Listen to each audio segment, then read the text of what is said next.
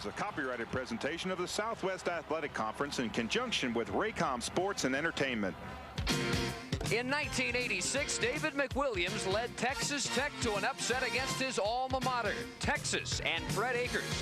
It would be his only season in Lubbock. After taking over the Longhorns program, McWilliams returned to the South Plains 2 years later. But it was his former players who rejoiced in a one-point victory. Last year, Texas was riding high after back-to-back defeats of Oklahoma and Arkansas. But a loss to the Red Raiders was the beginning of a slide that saw the Horns lose 4 of their final 5 games. Today, McWilliams and Texas return to Lubbock with the Longhorns in the driver's seat for the Mobile Cotton Bowl.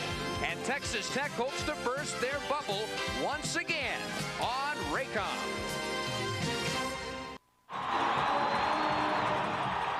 We welcome you to the very cold, very windy South Plains, where today Jones Stadium is sold out as the number 14 Texas Longhorns visit the Red Raiders of Texas Tech. Welcome to another Raycom Southwest Conference game of the week. At some point, every team has said, boy, we just had that to do over again. Well, that's the chance Texas has today, because this year, like last year, they're in the driver's seat to be in Dallas on New Year's Day. But Dave Rowe, the tough thing about paybacks is when you have to do them on the road, it's a whole different story. Well, it certainly is. And anytime you put these two teams together, you throw out the records, you throw out the point spreads. And you remember last year, Texas was a 3-touchdown favorite, and they lost. So I'll tell you one thing, they remember that very well. And there's the South Plains, the tight games on the South Plains. 4 of the last 5 games have been decided by 4 points or less. What Texas feels makes them a different team this year is what has been to date the best defense in the conference. Boy, and I think it is also. They have 3 seniors, Oscar Giles, Brian Jones, and Stanley Richards. They are a defensive end, a linebacker, and a defensive back, and they are great leaders and great seniors. The big play was the key for Texas Tech in this game last year. Jamie Gill had better have another big day today. Well, they called him last year Thrill Gill, and not many Texas Tech fans will ever forget that. But for Tech to win today, the offensive line must block well, and Jamie Gill must have a big, big day. The Red Raiders are trying to make some history. No Texas Tech team has ever beaten Texas 3 straight years. That's what they have a chance to do. And we'll return for the kickoff after these messages from Southwest Airlines. 50,000 plus expected at Jones Stadium in Lubbock. The wind chill is somewhere in the high teens. A norther a few hours ago blew through here, and it's 43 degrees. The wind obviously is going to be a major determining factor in this game, and will probably get wet before we're all done. David McWilliams and Spike Dykes, they go way back, all the way back to the mid-'60s high school battles, in fact, between Abilene and Big Spring. Very, very good friends. There's Spike Dykes, and look what he had to say. They got mobility, agility, hostility. They got all the abilities that you can come up with. Well, not surprisingly, Texas winning the toss, and they take the wind and try to get a leg up here in the first half. Rodney Blackshear and Scotty Allen set to return the kick from Michael Pollock.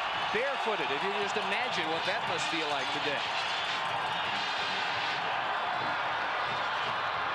Well, with that huge gust behind him, well over the end line, and so the Red Raiders will go from their 20.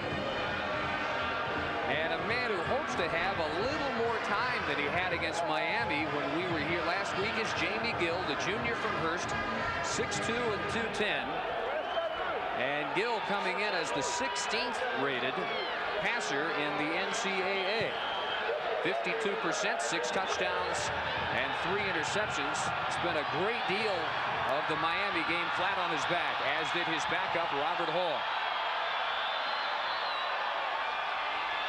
First down to give us to the I-back, and Anthony Lynn struggles forward in the grasp of James Patton for maybe a yard.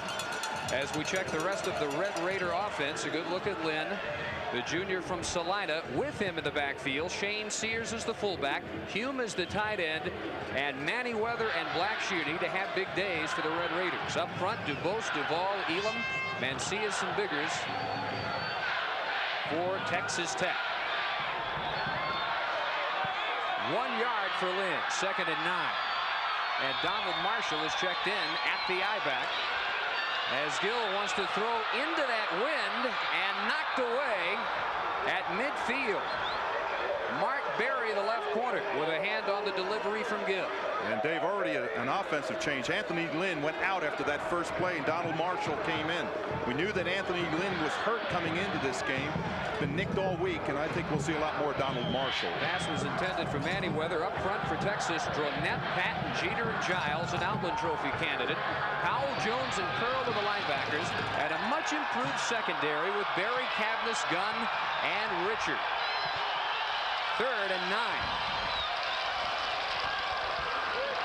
Gill under pressure, has Blackshear. He will score.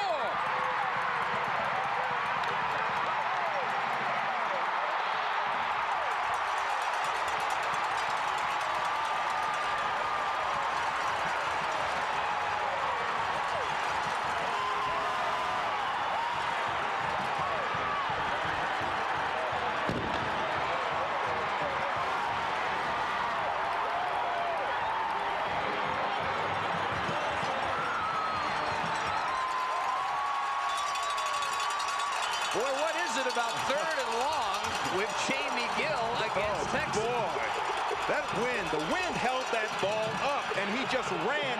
He burst right on by Garza and just caught that right in stride. Lynn Elliott out of the hold of Byron Hooper to add the extra point.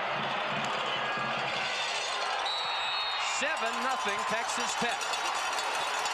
Unbelievable. They give him time. They gave Jamie Gill some time to stand back there. Watch this. He's going to launch this thing. Wind in his face, and he just throws it up. Look at the wind just kind of hold it up in the air. He catches it in stride. And you called it 7-0. This is again the play. There's no fooling on this play. It's just throw it up, run underneath it. It's one-on-one coverage. You can see he trips a little bit, stumbles a little bit on the coverage. And there's the touchdown. Willie Mack Garza, the nickelback, the man who lost his footing. Blackshear's 6th touchdown catch of the year. And we're back after these messages from Southwest Airlines. Well, this is what Texas Tech needed against Miami last week. Something to get the crowd into the game, and this is what did it. 79 yards to Blackshear, who's got 3 of the longest touchdown catches in the Southwest Conference this year. Boy, that'll get the excitement just pumping in you. Lynn Elliott to Adrian Walker. And Walker stumbling to the 21. He was down before losing control. And it's still Texas ball, and they will start 79 yards away. And that's a good point. The ground cannot cause a fumble. He stumbled, went down, the ball was down. Now watch right here. He gathers it. Now when he goes down, remember the ground cannot cause a fumble. He's down. Now the ball just squirts out. And that is not a fumble. Peter Gardere, 57% passer, 4 touchdowns, and 4 interceptions.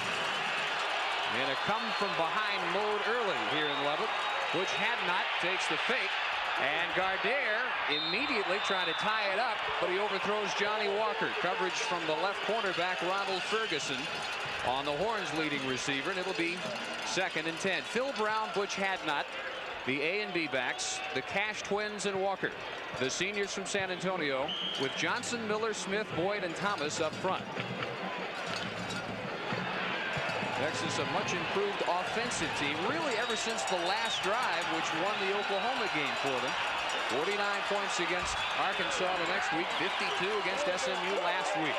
And on the draw, Hadnot wrapped up by Mike Licio, the right defensive end. 3rd and long for the Longhorns. Well, right now, Texas Tech is really pumped up. Here's that Red Raider defense. Washington, Petty, Phelps, and Licio. With Weatherspoon, Wingo, and Rowe, outstanding linebacking core. In the secondary, Ferguson, Walker, Dubisky, and Tracy Saul. Texas needs 10 on 3rd down. Call it a long 9. And Gardere underneath Fred Petty, the nose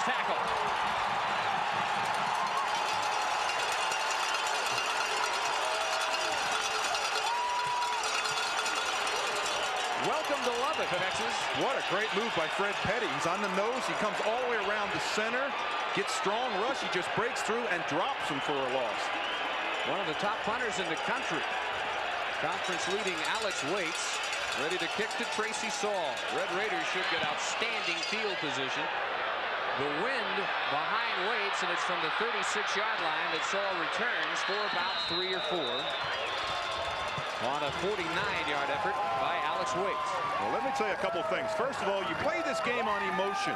And if you're Texas Tech right now, you've got great emotion. You've scored. Your defense came out and held them. Now your offense has got great field position. But if you're a Texas Longhorn, the first thing you have to do is get into the flow. Get your defense playing well. Go back to your game plan that has been established. Don't abandon that, and don't panic. From the 39, Sears, the fullback, pushing forward off tackle for about 3. Anthony Curl, weak side linebacker. First Longhorn to make a hit. Here's today's Southwest Airlines team must. Texas Tech protecting Gill well enough on that first series to play bombs away into the wind. That's right. They played bombs away into the wind. And, of course, force turnovers and capitalize on them. That's very, very important for them today.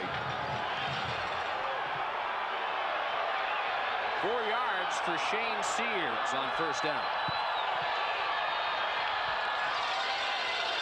And on the draw, it is Lynn. Not much there, maybe one. Tommy Jeter, the junior from Deer Park. Right defensive tackle was there for Texas. Now the Texas team must. Well, first of all, remember that 3rd and 26. They just had a 3rd and 9 that was huge. Forget about Houston next week. Don't make the preparations. The Cotton Bowl comes through Texas Tech, and that's today's game.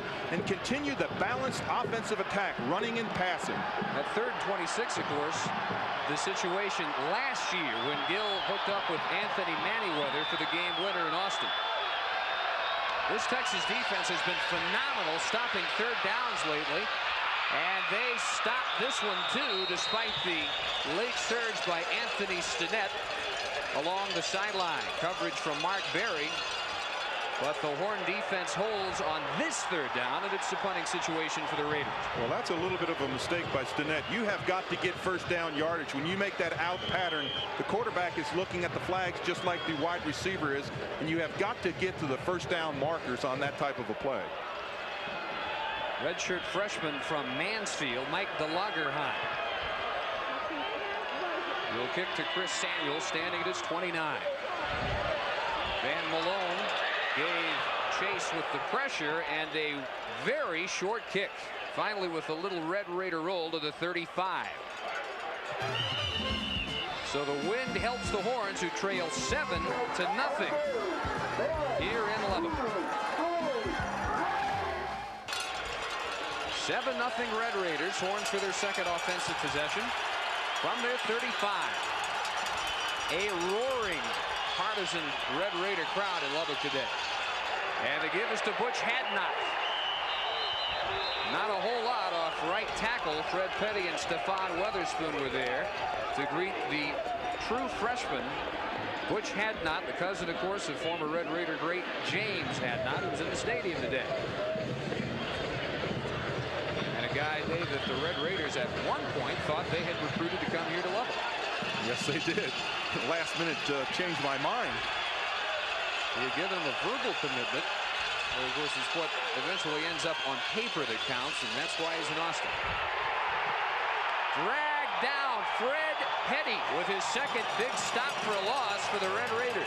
I want to tell you something. Fred Petty, I watched him the last play come down the line and make the tackle.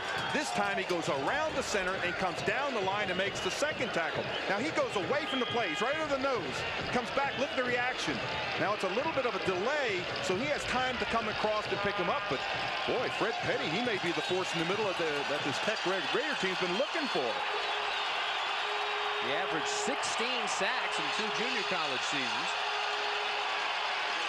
On 3rd and 11, a lot of time for Gardere, and broken up by Ronald Ferguson. It was intended for Johnny Walker. Well, that's one Ferguson could have had. Had it in his hands. Great defensive one-on-one coverage. Right down across the middle. Boy, that's the difference between winning and losing many times. Waits again with that win to kick to Saul at his own 21.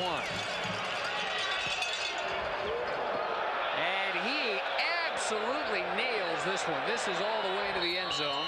65 yards for Alex Wings. And as long as he punts with the wind, he's capable of a 65-yarder plus every single time. Red Raiders will start from their 20 with a 7-0 lead when we return after these messages from Phillips 66. Texas Tech scored on their third play from scrimmage, 79 yards. Gill to Blackshear, and it's 7-0. 9 minutes and 39 seconds in the first quarter, and the Raiders did their huddling on the sideline. They go right to work from the 20. Huge game at Austin last year for Gill. Pitch to Anthony Lynn. Brian Jones from middle linebacker. Great early penetration. And Lynn chased out after a gain of maybe 1. It's a homecoming for Jones back in his hometown of Lubbock, where he played at Dunbar High School. Of course, wearing that famous number 60 for Texas. Tommy Novus, Brent Hager. You don't wear number 60 unless they think there's something special in Austin. And the Texas defense, really with the exception of only the one play, has looked like the best in the conference. Their ranking coming into this game. Gill 2nd and 9. Pressure threw off his back foot. And almost an interception opportunity for Mark Berry. It was intended for Lloyd Hill, who's been out several weeks with an ankle problem, the true freshman high school All-American from Odessa Permian. As we said, Texas has been unbelievable when it's been third down ever since that Colorado game. Especially look at those, like you said, the last 4 games, 4 conversions, 4, 3, and 1. That's just phenomenal. Most of the time last week, SMU gained nothing or lost yardage on third down. Gill chased by Mark Steed and wrapped up as he delivers, and that will be an illegal forward pass. He was throwing to a lineman. Charlie Biggers, the right tackle, was the nearest Red Raider to that flutter ball from Gill. I thought I saw a clip called on Texas Tech that time. Now, that's a pass play. That was a preliminary signal that I saw the referee give was a clip.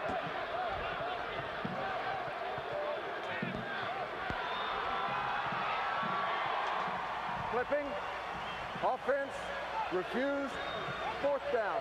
Well, you're right, as always, but he still threw it to his right tackle. Well, I thought he was going to get called for grounding the ball, because you're right, he threw it to one of the offensive linemen.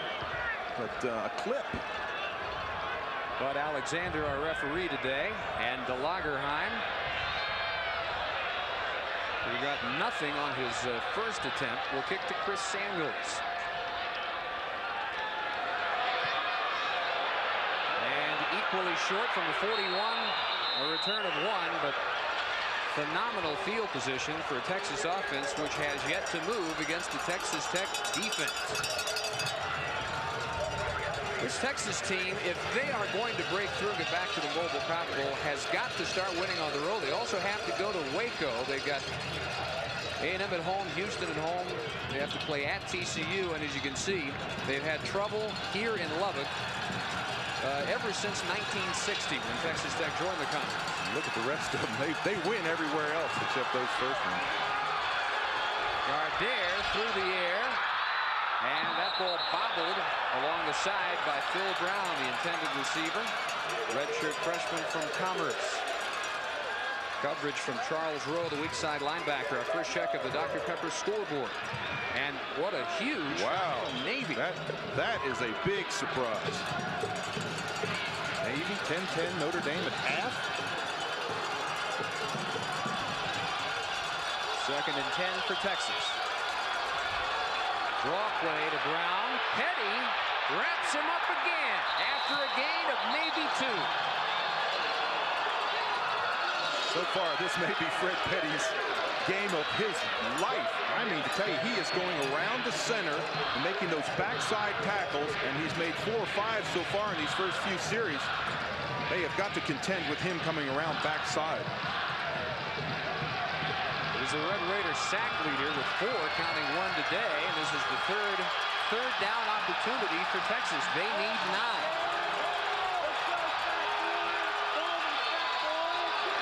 Gardere looking right. He's got Cash there. He's got Walker, and it's too tall for Johnny Walker. Brian Dubisky, the strong safety, with the coverage, and again the Horn offense stalled in first gear here in the first quarter. Well, everyone thinks that you should take the wind if you're a passing team, but let me tell you what happens when a quarterback sets back there and he throws the ball. A lot of times if he has the wind behind him, the ball has a tendency to float, and that's what it looks like is happening to Gardere. He's not drilling the ball in there. The ball's floating away from his wide receivers.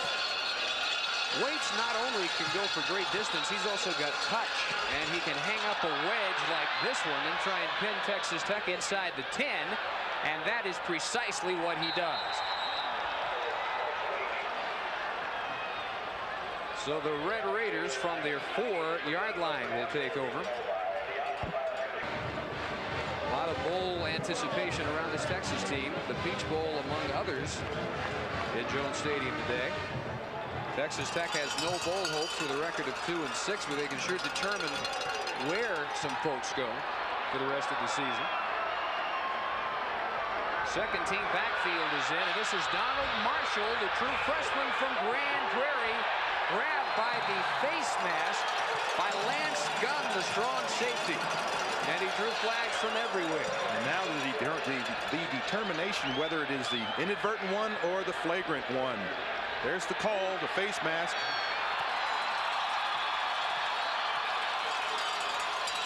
Let's take another peek at it here and watch it. Is this flagrant or is this inadvertent?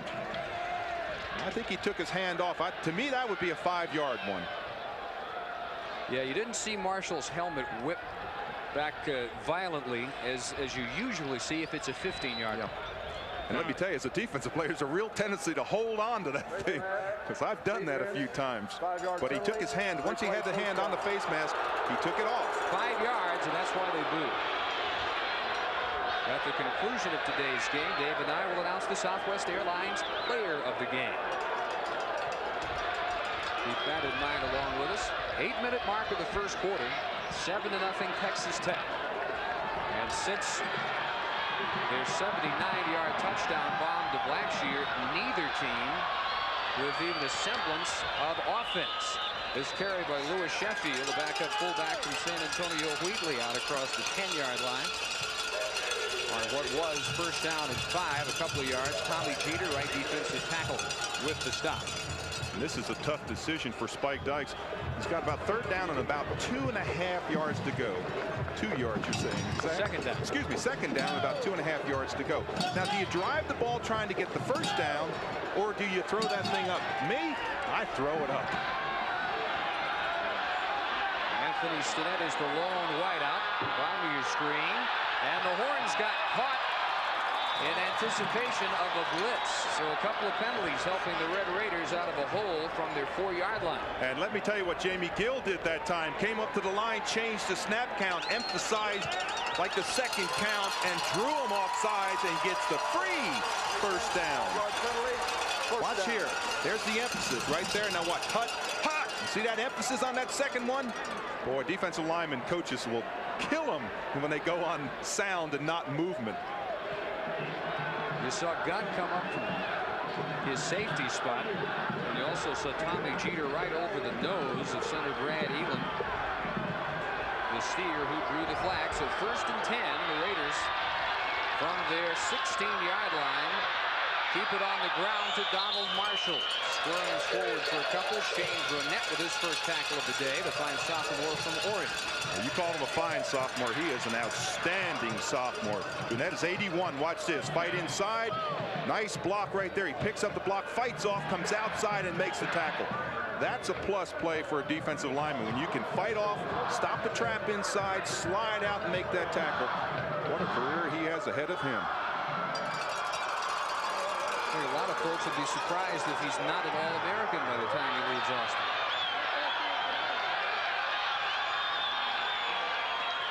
Inside give flags down and no play.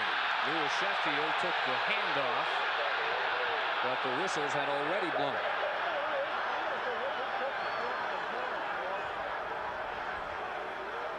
Dead ball. Illegal procedure. Offense. And in addition to Bud Alexander, the rest of his officiating crew today in Lubbock. We've talked about the effect that the wind has on passers. What about on pass catchers? Because unless you wear gloves, I guess sometimes even if you do wear gloves, it's got to be in the back of their mind that anything on a line is really going to sting them. Oh boy, I can tell you that. But most pass receivers, they concentrate so well on the ball that they don't think about that smack into the hands. Still on the rollout, 2nd and 12. Again going deep for Blackshear, and he turns and makes the grab at midfield.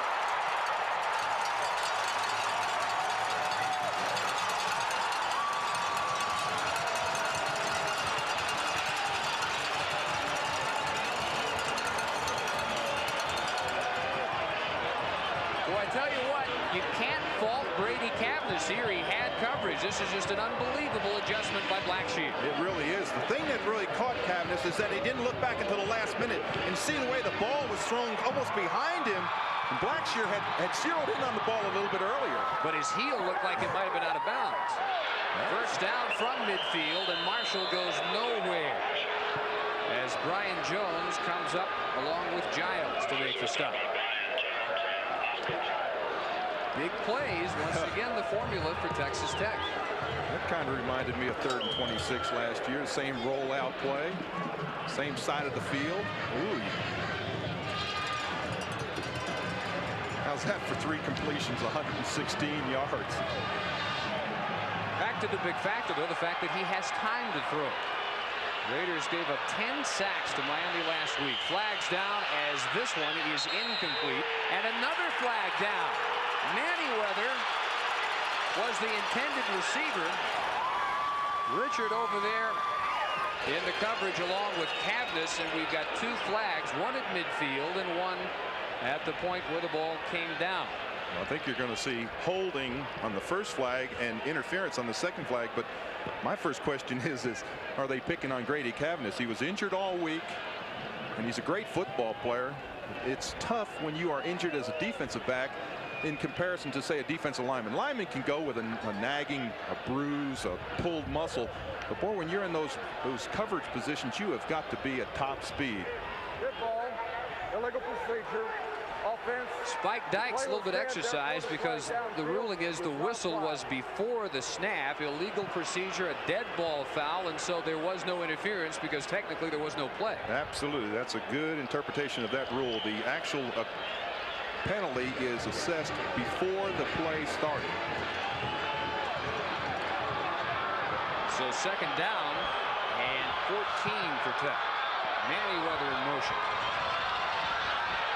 Gill on the roll, chased by Steen, and it is incomplete, intended for Anthony Stinnett, the junior transfer from Mundy and Cisco Junior College. He was covered by Mark Berry. And 3rd and 14, another 3rd down for the Texas defense. Well, one of the things that they're doing to try to give Gill a little more time is using that rollout where they actually move the pocket strong side. He rolls to the wider side of the field and tries to pick up his receivers downfield. They had such a difficult time giving him time to pass last week that this is obviously an adjustment that they have made. He didn't even have time to roll last week. Byron Hooper went in motion. Gill again for Blackshear, and just overthrown at the 20. 3 defenders were there that time, but it still was very close to a catch for Rodney Blackshear. I'm not sure that ball didn't touch his fingers. It looked as if it went just off his outstretched fingers. But boy, has Jamie Gill been effective into the wind. So 4th and 14 to Lagerheim for a 21.5-yard average into this win. Samuels at his 30. And this is easily his best effort. Samuels from the 23. And a flag down. Ben Kirkpatrick made the special teams hit for the Red Raiders. We wait to see the indication. Mark Neese also down there for Tech. Busy first quarter for the entire officiating crew today. And a long first quarter. We still have 4:38 to go. There's the signal. That's a clip. Boy, that hurts your return team. You want to start with that ball outside the 20-yard line. They're going to be inside the 20-yard line.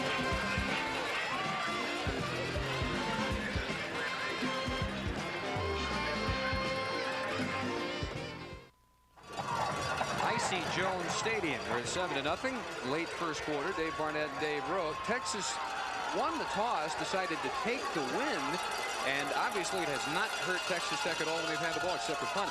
Well, it hasn't, but I'll tell you this, so many things can happen when you have that wind advantage that this is very early, and it still is going to play a big factor in this football game.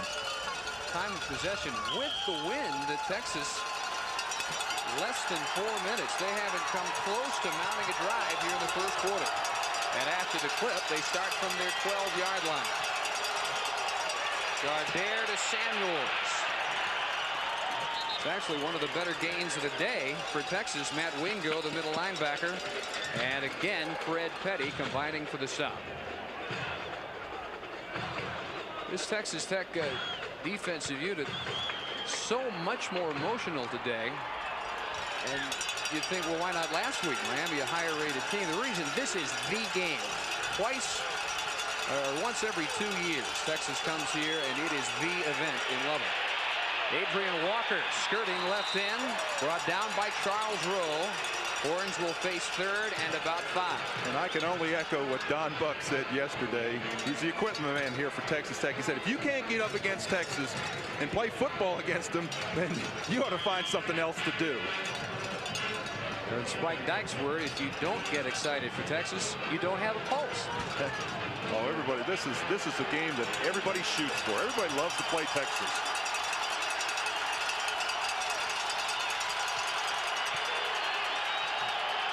Gardere with an audible as Johnny Walker comes in from the top of your screen to hear it.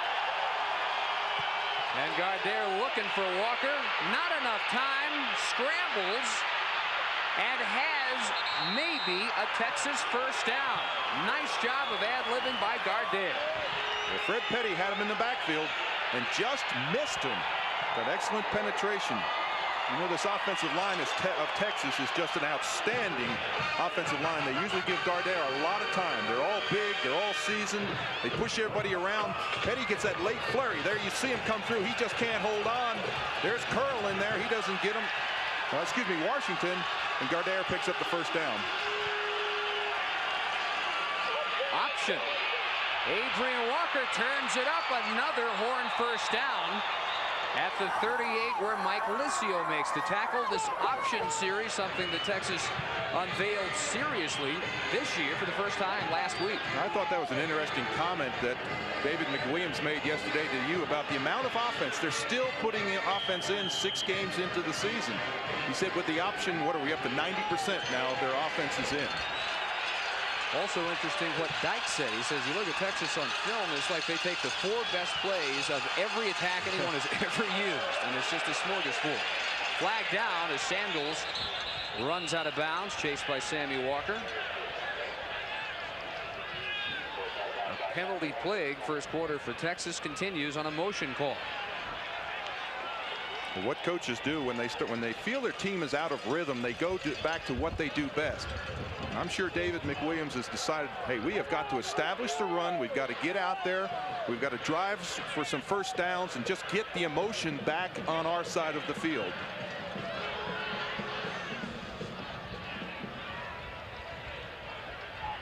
Markov is going to put them back inside there at 35 at the 33. 2 minutes and 32 seconds in the first quarter. Be sure to stay tuned for halftime when we will introduce the Phillips 66 Southwest Conference Player of the Week. Samuels and Walker in the game of the backfield. They put Samuels in the slot. And Gardere still looking for Johnny Walker, and it's deflected by Mike Licio.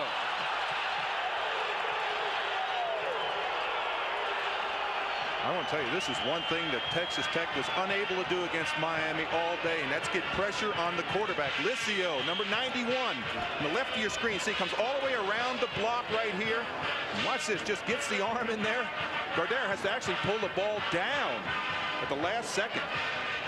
Boy, they're coming off the ball, I mean, full speed, this Texas Tech team. Here's the sophomore from Lake Highlands in Dallas. Gardere yet to complete a pass. He is 0 for 5.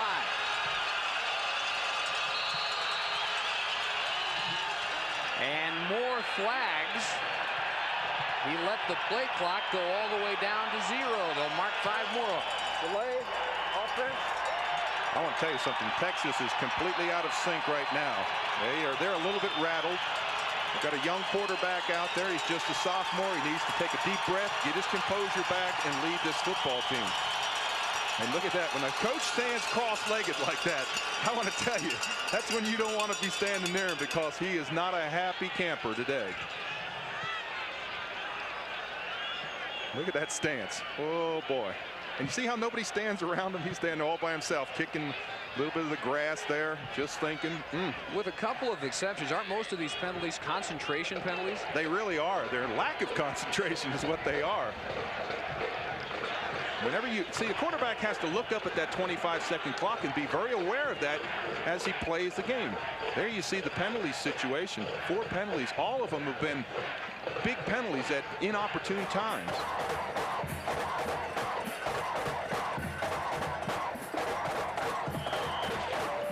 Second and 20 from the 28. Clock rolls inside at 2:10 in the first quarter. Raiders scored on the 3rd play of the game. Texas yet to threaten. This time, good protection. Gardere deep left side, still without a completion. Off the hand of Johnny Walker with coverage from Sammy Walker. And none of the Walkers are related. Adrian, Johnny, or Sammy. This is Johnny Walker, number 1. Great speed. Watch his out move. It's just off his fingertips. Well, actually, the defender takes the inside position. That's Sammy Walker. You can see how close that ball is. Just about a reach away. And if you wonder why they keep looking for Johnny Walker, he had the best game of his career against Tech last year. 8 catches, 142 yards. Keith Cash in motion. There's the pressure from Licio. Gardere free, will scramble, got a key block, but not close for the first down. A flag is down in the Tech secondary. I thought that Texas Tech called timeout before the play started. I saw one official come in waving his hand saying timeout, and I don't think the other official heard it. But I'm almost sure that Tech called timeout just prior to the play. There is a flag way deep in the secondary.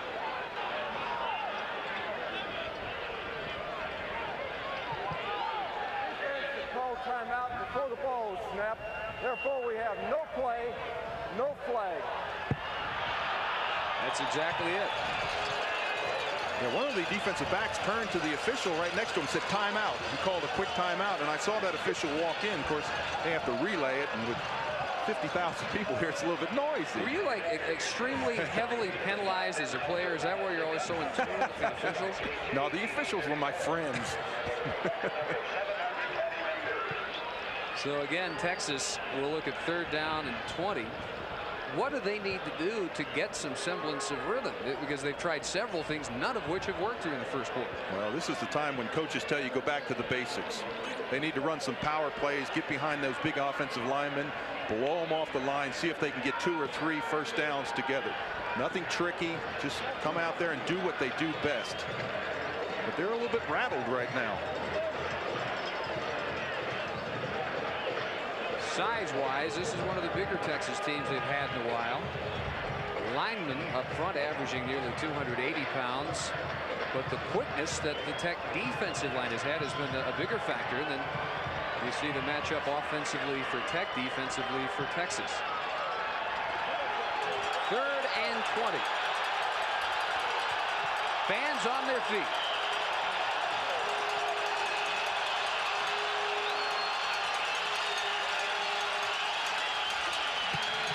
Gardere, no pressure, finally has a completion, but Kerry Cash will be gang tackled near the 40-yard line. There was no way he was going to be close for a first down. No, that was a decision to go underneath and just pick up a few yards. Cash that big target at tight end. But it's interesting. This is a prevent defense that Tech is playing. They're saying, come on out here. You just catch it right in front of us. Gardere finds them. I think right now what Texas is trying to do is get some pass completions, get back in that offensive rhythm, get some things going. Well, it took 13 minutes and 15 seconds for the first completion of the day for Peter Gardere. More flags as Waits booms another one to Saul at the 12. And out of one tackle, then driven back. That flag was thrown right on the line of scrimmage. A lot of times that's somebody lining up in the neutral zone. Oh boy. Now picture this penalty. That ball was going to have them on about the 11-yard line. It's just a 5-yard penalty. See what the difference is where Texas Tech takes over the ball. That's the mark of this penalty. David McWilliams, who finally sold his house here in Lubbock after 4 years on the market. What did he say to you? I took a big hit. Short-term gain, long-term hit. Yeah, that's what it was. 5-yard penalty. Familiar refrain in the real estate market lately. The one thing coaches do not like is when they make mental mistakes, when players make mental mistakes, lining up wrong, motion, things like that. They can take and accept the aggressive penalties, but they hate the lack of concentration. And it makes something that Dykes said yesterday look like a bit of prophecy. He thought that Texas might be, in his words, a little bit right today. This is great scheduling as far as Texas Tech is concerned, coming between Oklahoma, Arkansas, and before Houston, and the rest of it would finish. Well, right about where Saul fielded the first one, but he has some room this time, and Lance Gunn will drag him down at the 23. It's really a net gain of about 13 yards after the flag. Texas Tech takes over a minute 24 in the first quarter. It's going to be close to a record attendance year, Jones Stadium. They're averaging well over 45,000, counting the crowd today. Expected to be in excess of 50,000, which would be SRO. And after really pleasant weather all week, it is just miserable today. Wind chill in the high teens. Sheffield out of the tackle from Dronette and then belted out of bounds at the 30. Nice first down yardage. Ryan Jones finally chased him out.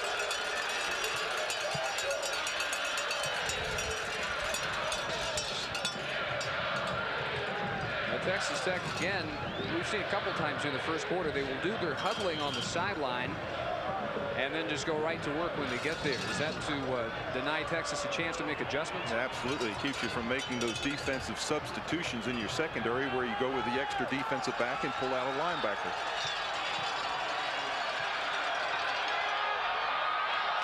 Second and 3, inside handoff, and Sears will not have the first down. He's up near the 33.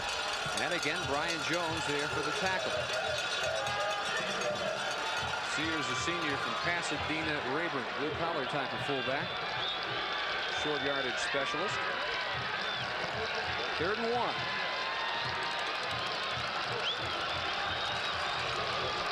And the Raiders will bring Blackshear out. Don Hasley and Steve Carr, extra tight ends in. Yeah, this is not a fool-in play. This is just straight power on power play. Well, it will be, but first still with the timeout. And that is the second taken by the Raiders here in the first half. Well, they had to take a timeout. They were down to 1 second on the 25-second clock. And look at that. Look at that reaction. You're supposed to get up there and run that play. Now, I want to make one thing clear. Texas now, their coaching staff knew the importance of this game, obviously, because when David McWilliams was talking yesterday, he said, I told those players I don't care what you say about Houston, but end the comment with, yes, but we play Texas Tech this week. Very concerned about looking ahead to what looms as a big showdown in the conference, but we get a chance to check the passing ratings this week, and Texas Tech right there below the Cougars of Houston. So if the Longhorn defense fails to pass this test today, they can only wonder what's in store for them next week. And Texas, on the other hand, an improving offensive team. Today, notwithstanding, they really don't look at all the way they have in the last several weeks. Lots of credit to an emotional Red Raider crowd and team here in the first quarter with 38 seconds still to go. So again, 3rd and 1.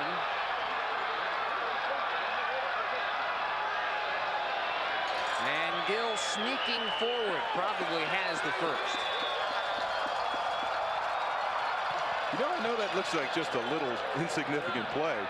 I want to tell you what Gill did. When he came out, he kind of turned back and forth like he was going to call it an audible, and I think he almost caught Texas off guard with that turn back and forth.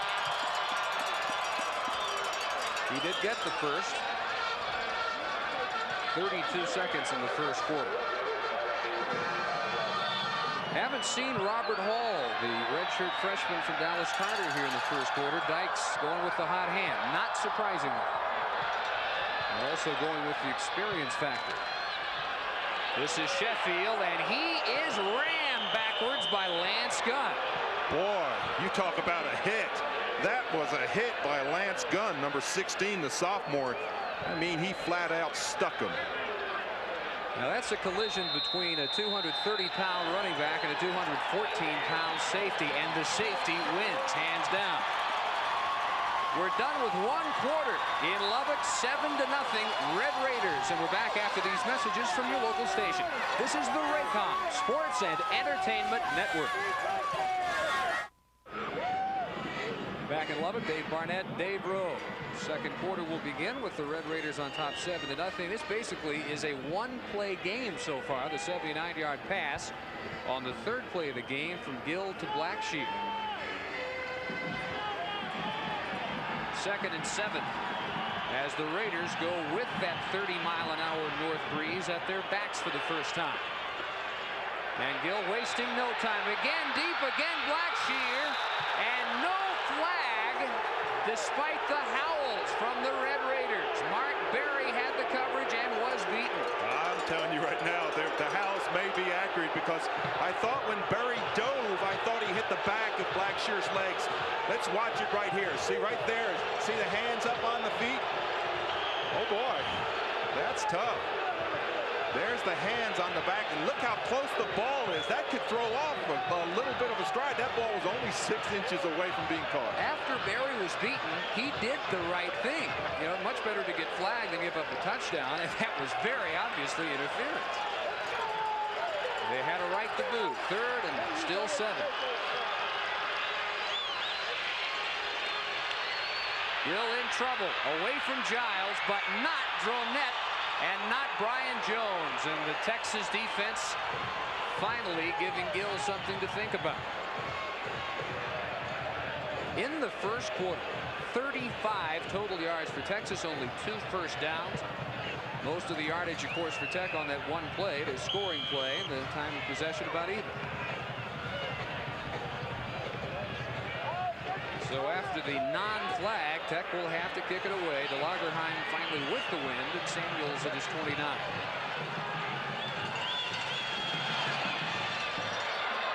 Lowe doesn't take full advantage of that gale. And Samuels jukes his way to some room. And up the side, not a bad return at all. Nicely done by Samuels, the senior from San Antonio. And DeLagerheim, the punter, was the man who knocked him out. And I can tell you now, Texas has had a chance to regroup on the sideline. They talked about what has gone wrong. They're all taking a deep breath. They've had their coaches talk to them. Now I think you'll see a difference. I think you'll see a much more poised Texas offensive team come out here.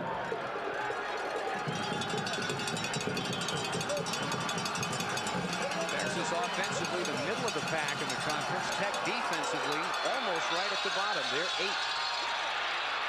This is Hadnot. Lots of room and lots of speed, and he's into Red Raider territory. They will mark him out. at the 45-yard line. Saul from free safety prevented a touchdown. And this is a sprint draw. See the way the back slides over. They get those two big linemen up in there. That's Johnson and Miller.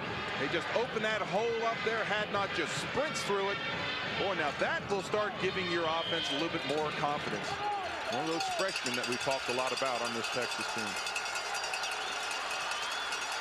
Easily the biggest play of the day for Texas. So they keep it on the ground to Hadnot. And through the middle for maybe 3 yards. You know, you made a comment in the Arkansas game about who he reminded you of. You're not the only one. His initials, as dubbed by his teammates, are now EC, as in Earl Campbell, of course. Well, that's the benchmark that every Texas running back is graded against. How's he compared to old Earl? There won't be many Earl Campbells come along on any team. Gardere on the option. And an ankle tackle by Matt Wingo. McWilliams says Gardere, of course, mainly thought of as a throwing quarterback, is not bad running the option. Well, I thought when they put the option in, I thought that was Jimmy Saxton's baby. I mean, he seems like a much better rushing quarterback.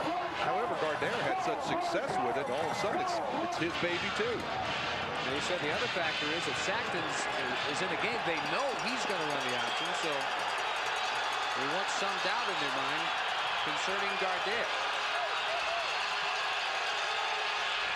A lot of time, delivers, caught, and maybe a first down.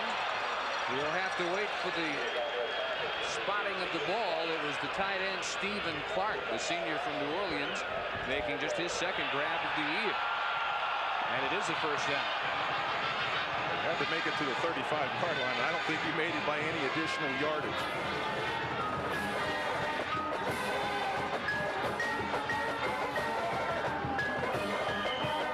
Well, first time all day that the Texas offense has strung together back-to-back first down. And their best penetration of the day so far. Still on the ground. Phil Brown, look at him weave inside the 20.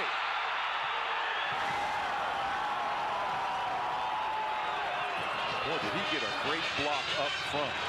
I thought it was Jeff Boyd or Stan Thomas up in there, those two big offensive linemen, but he got a great block. Let's see if we can see it. Boyd is 58, Thomas is 51, right? Well, just prior to that, but he makes a nice cut also. That's a sign of a good running back. Set up those blockers and just find a way, weave a way down there. 17 yards for Brown. From the 18, Gardere bobbled it. And the timing thrown off. Hadnot finally swarmed under by 10 black jerseys. That's how many it took. First man there was Wingo. Second man there was Petty. Gardere averting disaster on that snap. Boy, he did. He fumbled the snap off the center. And that could have been just a crucial play. He got the control back of it and handed it off. More yards on this drive than Texas had in the entire first quarter. So obviously the key to the game is you have to be going into the wind and have the offense. A lot of quarterbacks can throw better into the wind because they throw more direct. But this has been all runs. Until now, Gardere finally finds Johnny Walker and just stretches inside the 10 in the grasp of Ronald Ferguson, the senior from Sugar Land. Now they needed the 8, and they're still going to lack 1 on third down. And trailing by 7, obviously a huge play on this drive. Yeah, you think Butch Hadnot will get it?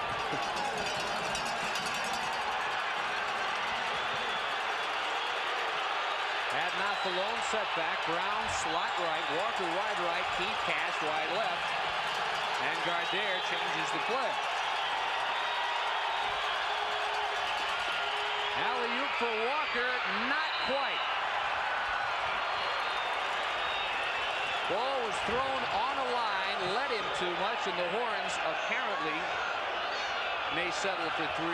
But the huddle out there has a bunch of guys pointing toward the Tech goal, as in let's go for it on 4th down, and I think they will go for it on 4th down. Well, David McWilliams and Lynn Amity had a lot of confidence in Gardere. They let him call off that play and go for the big one.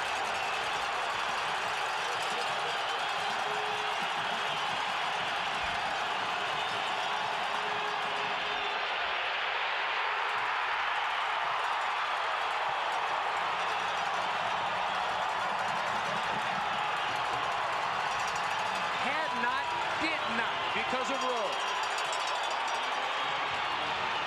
Go back to that 3rd down play when he called off that sure running play. 3rd down and 1. He goes on this on 4th down. And look at the penetration, how quickly they made him pitch the ball. They had outside containment. They just stuffed that play like they knew it was called. Marcus Washington, the man that got through from left end and caused the quick pitch. The Raiders hold. We're back after these messages from Southwest Airlines. Let's take a look at the Schick storyline for today. Texas drives 58 yards. They go for it unsuccessfully on 4th down. They have been penalty plagued today. Big plays by Blackshear, and they've only sacked Gill once. That is a story. You know, Mike Romo's got to look at that and just marvel. He was on his back 8 times last week. Texas Tech from their 11. Gill chased. Manyweather, the intended receiver, as Stanley Richard picks it off.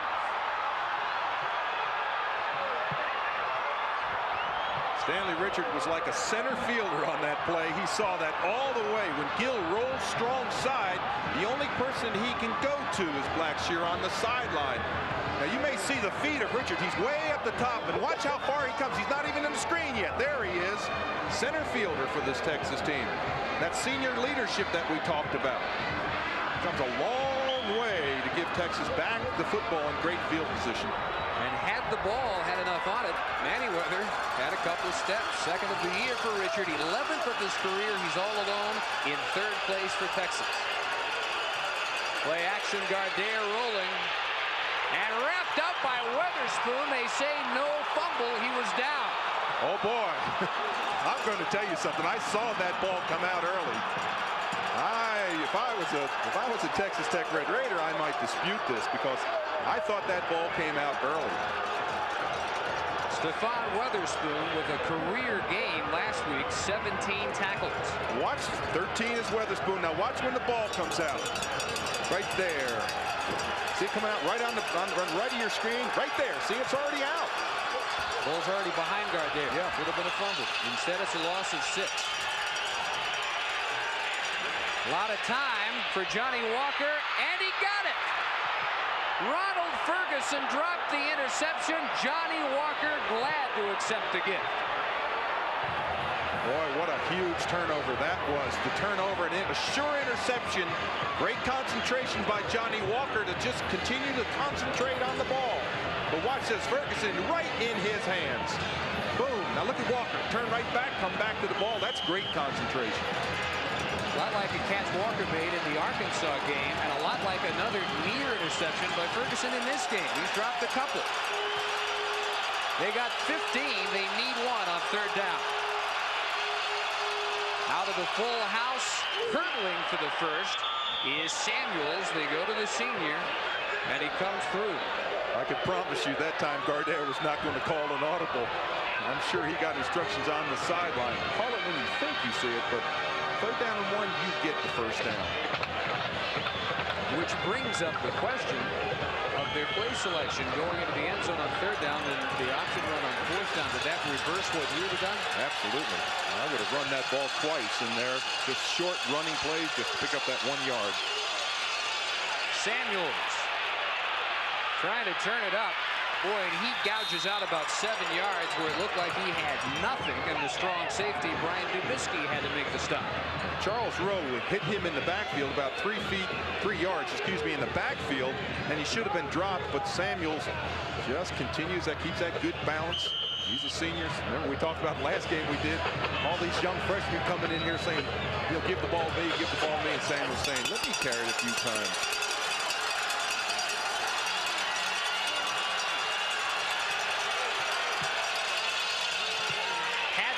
weaving. First down inside the 20, and again, it takes 4 Red Raiders to bring him down. Now, Dave, when you talk about this offensive line of Texas, the first person I think of is Stan Thomas, 51. Watch him just pin his man outside. He just swallows his man, drives him all the way out there. Got a little hand on him there. But again, in tight, he's a great drive blocker. He's a hoss. He's got a 73-pound advantage on the man he just swallowed up, as you said, Marcus Washington. And it is first down at the 19. Still on the ground, Hadnot. Nice cutback. The Texas backs making a lot of that cutback move on the last couple of drives. Tackle made by Brad Phelps on Hadnot. Been busy here in the first half. Well, I can assure you this is a basic Texas drive. Nothing fancy. Don't try to go for the home run. Just drive the ball, establish good offensive play selection. This is what they intended to do from the outset and were unable to until the second quarter. Gardere to the end zone, and Keith Cash at the 1-yard line. That surprised me, but when you've got Keith Cash out there and the size and leaping ability, he's 6'4", he can go up after football. This is coming right at you. Our cameras just show you what it's like to play defensive back. There's the throw. Now watch Cash come into the screen there. Got that foot down inbounds. Just an excellent catch. Excellent shot by Tom Cox over there. First and goal. Samuels has the Texas touchdown.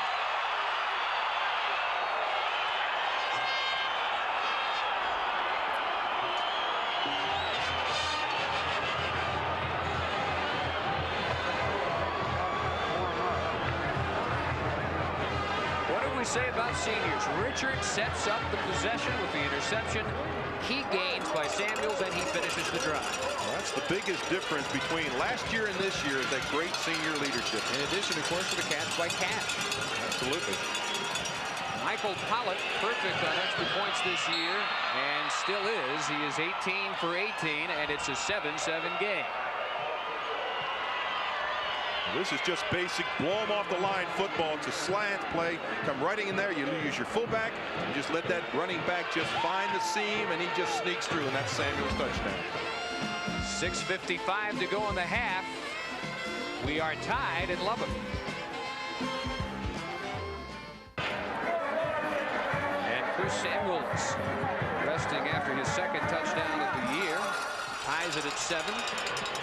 Low line drive kick by Pollock is bobbled and finally picked up by Blackshear. He leads the conference on kick returns, and he is met head-on by Stanley Richard at the 24. 7-play scoring drive set up by Richard's interception, finished off by Samuels. And that's what they needed. Texas needed a scoring drive where they got good offensive play selection, controlled this football game a little bit more, because they were not run on any of the cylinders that they normally run on. And it's still amazing the team going into the wind has had the advantage. Texas Tech barely enough time to get warm here in the second quarter offensively. This is Marshall, sprinter speed, and ankle tackle by Boone Powell, the strong side linebacker. Got close to a first down. Let me tell you what Marshall did on that play. He kind of had his head down a little bit, and he stumbled. If he'd been able to look up, I think he thought he was going to get hit. This is a little bit of a delay play. So they fake back. Now watch right here. See, he puts his head down right there, and he starts to stumble. If he's able to get his head up and get those feet up, he could have picked up a lot more yardage. A little bit like Hadnot's story, because Texas at one time had very high hopes of recruiting Marshall to Austin. And a late signee by Texas Tech. And Dyke says he's been even better than they hoped he would be. They hoped he'd be perhaps a future James Gray type running back here. Well, he picked up 10 yards. That was a nice run. On first down, Manyweather wide right inside of Stinnett.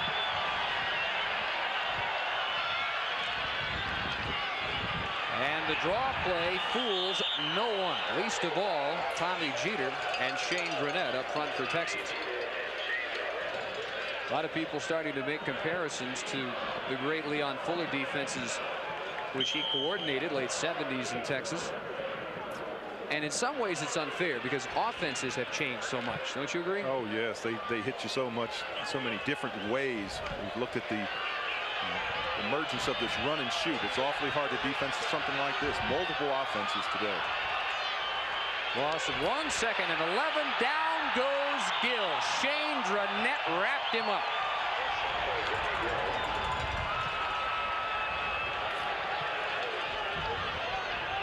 Texas gets the sack, and Texas Tech has allowed, as you can see here, way more than they did through the entire season last year. And 2 sacks today. You can't cut a player like Shane Dranette. When I say cut, when that back comes out there and tries to pick him up, you can't cut at his feet because he just steps right over top of you. Another loss, and it's 3rd and 14. Gill again chased. Got it off, and that one was almost picked off by Anthony Curl, the weak side linebacker. Gill gambling, throwing into heavy coverage intended for Byron Hooper. And that Red Raider offense, which in the first quarter looked pretty potent, looks anything but here in the second quarter.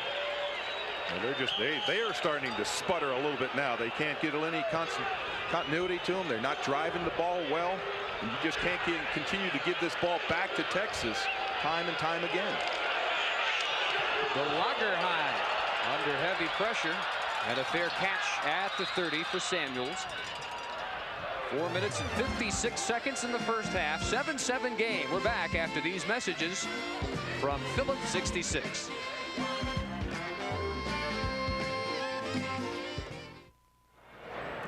Back in Cole Lubbock. You know, if David McWilliams was worried before this game about his team looking ahead to Houston next week, I think Texas Tech has their attention. No, I can promise you they have their attention. I think they got their attention on the sideline when their coaches said, hey, listen, we're stinking out the house. We need to put something together, and I think they showed it on that drive.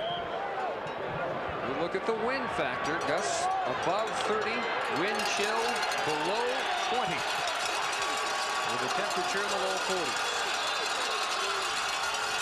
Samuels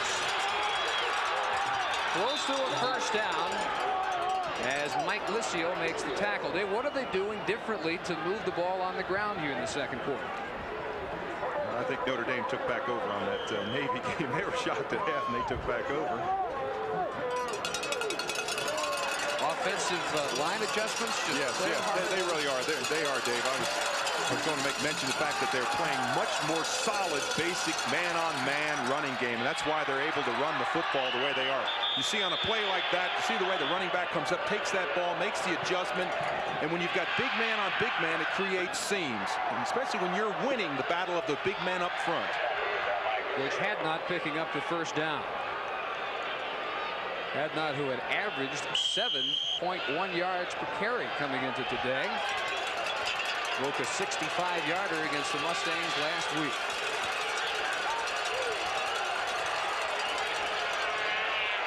Boy again shows the shiftiness as he reads the holes at the line.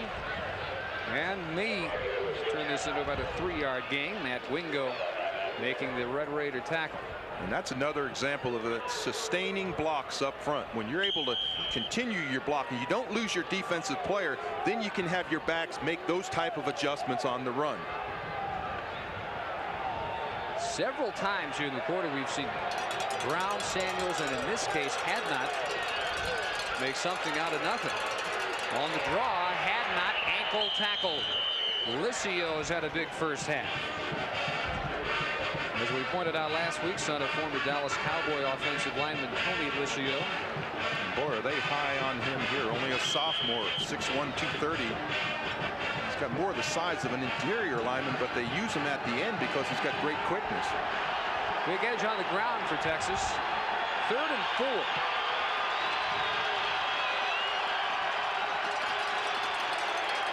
And Gardere for the sideline. It is incomplete, intended for Keith Cash. Ball appeared to be there. Cash stretching out Recovered by Ferguson and David McFarland off his hands, and it's 4th down.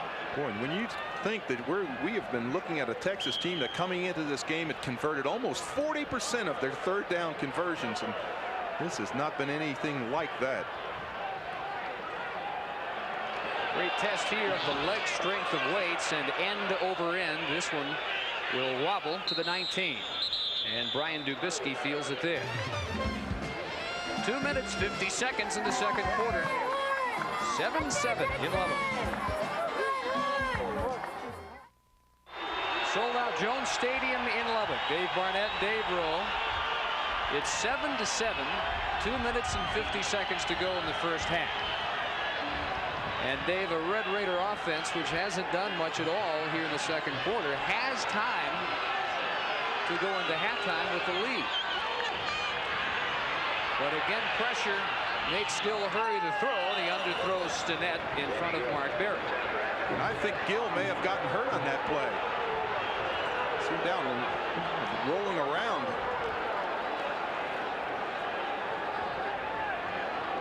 Jamie Gill hit by Shane Dronette at the 4-yard line, and so quickly Robert Hall, the redshirt freshman from Dallas Carter, will get ready. Boy, and let me tell you how hard that is. First of all, the freshman coming in playing Texas, and he has not been warming up. He's just been standing on the sideline, and now he quickly wants to take 2 or 3 snaps, throw the ball a little bit. Hey, I got to get in this game. Numbers this year for Hall. And 4 interceptions 2 weeks ago against Rice. He has had really the most positive effect when he's been in the game in terms of his escapability. And as they continue to check Gill flat on his back, when Hall gets in, it's a whole different set of problems for the Texas defense. Oh, it sure is. He is a much more elusive quarterback on the run, and he's got a good arm. I think what happened to Gill, as I caught him out of the corner of my eye, I think he may have fallen down. I don't think it was a real strong hit by Dronette. I think he more fell hard on the turf. And there's a concern on Spike Dykes' face. He knows the importance of Jamie Gill. Stay with us for halftime. We'll introduce the Phillips 66 Southwest Conference Player of the Week. We'll meet today's GTE Classroom Champion and visit with Alfred White of the NCAA. All this and highlights coming up at halftime. Still 2 minutes and 44 seconds away. Boy, it doesn't look like Jamie Gill has moved.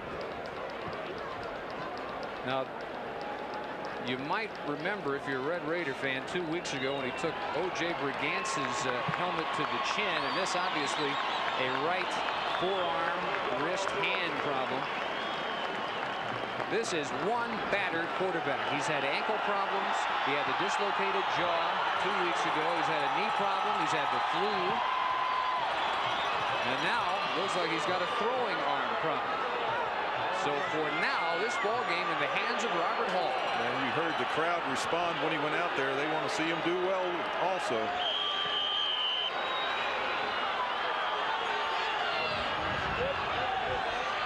Hooper in motion. This is 2nd and 10. And on the blitz, Hall got it free to Blackshear. Rodney Blackshear to the 46, fumbles the ball, and Texas has come up with the recovery.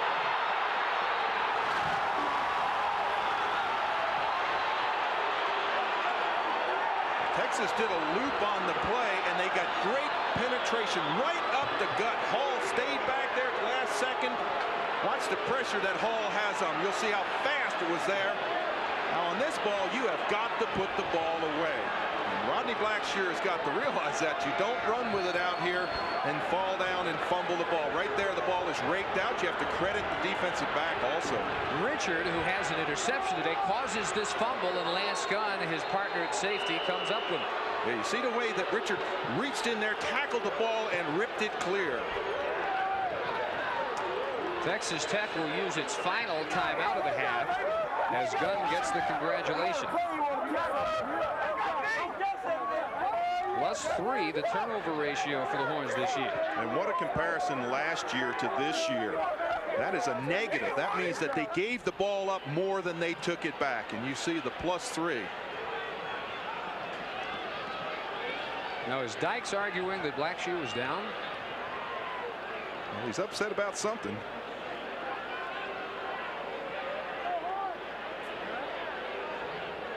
Well, it takes a lot to get Spike upset.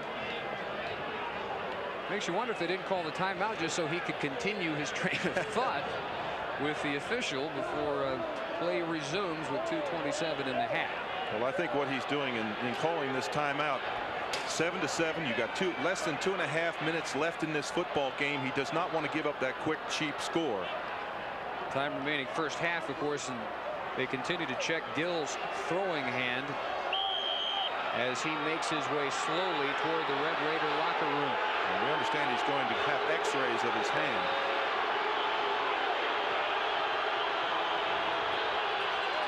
Gardere on first down for Johnny Walker. Got it. Very close for another first. Looks like a few inches shy. He made the cut in front of Ronald Ferguson. And the clock stopped with 2:22. Now Texas with plenty of time to go in with their own halftime advantage. This is a huge emotional time to go in the locker room. If you're Texas and you score, you go in a great lift. If you're Texas Tech and you stop them, you go in fired to the ceiling, fired up. Inches needed on second down. Flag is down. And the catch is made by Samuels inside the 25, and now we'll see if it counts. From where that flag was thrown, it was thrown right along the line of scrimmage. They may not have had enough men on the line of scrimmage.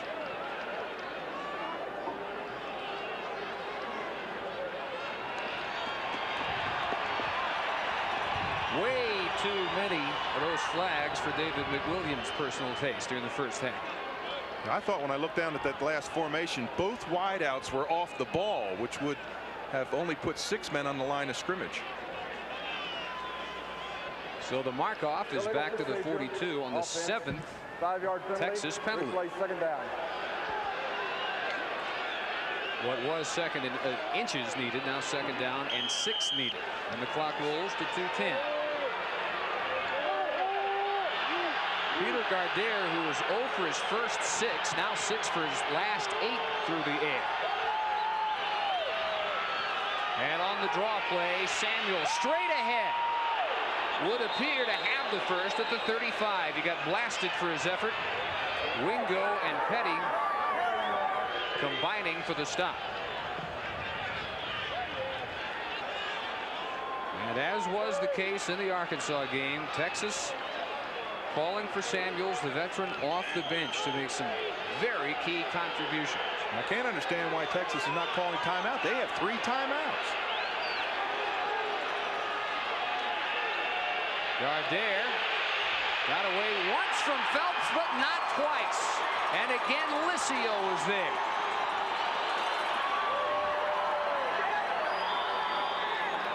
That is a real surprise to me to let that clock just continue to tick down. Now they've called time with 1:27. But don't they ideally want to leave no time for Tech? They want to score with about 10 seconds to go? Yes, but you can control the clock on the plays as you get down inside the 15-20-yard line. That was just a surprise. That last play started with 1:54 seconds, and they actually used 27 seconds on that play, counting the snap time and the time he took to run the play. In the Southwest Conference, of course, the ineligible Houston Cougars are on top, but because of probation, they can't go to a bowl. So in effect, Texas the leader. TCU beaten by Baylor plays Houston today, and really playing for their life as far as the Cotton Bowl race is concerned. Baylor the surprise after a slow start. A loss in the tie. A&M with a loss in the tie. It is a 4-team race toward Dallas on New Year's Day, and the front runners are right here in a tie bowl game. Getting everything they bargained for and more in the first half from Texas Tech. 2nd and 18. Gardere for Kerry Cash, and he brought it in at the 18.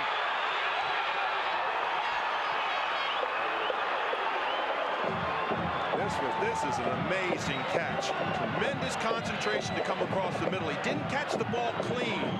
Watch here. He catches the ball. He kind of sputters, just kind of falls away. Look where he caught the ball. All the way down by his knee. Wow. 1st and 10. Draw play, flags everywhere, and Liscio plants Butch Hadnot.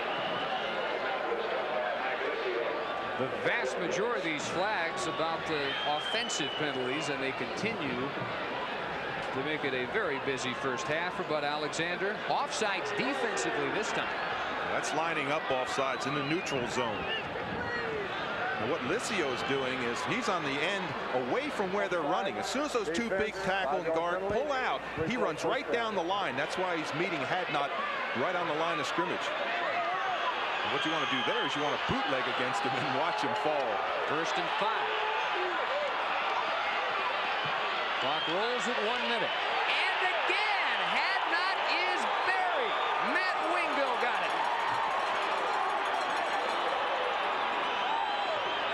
Boy, you talk about a hello once you get the ball. Wingo looked like he almost took the handoff on that play. I want to see it. This is a shot. Look at Wingo, 45, just blitzes right up there. There's the handoff. Boom, hello. Todd Smith blocking the free safety.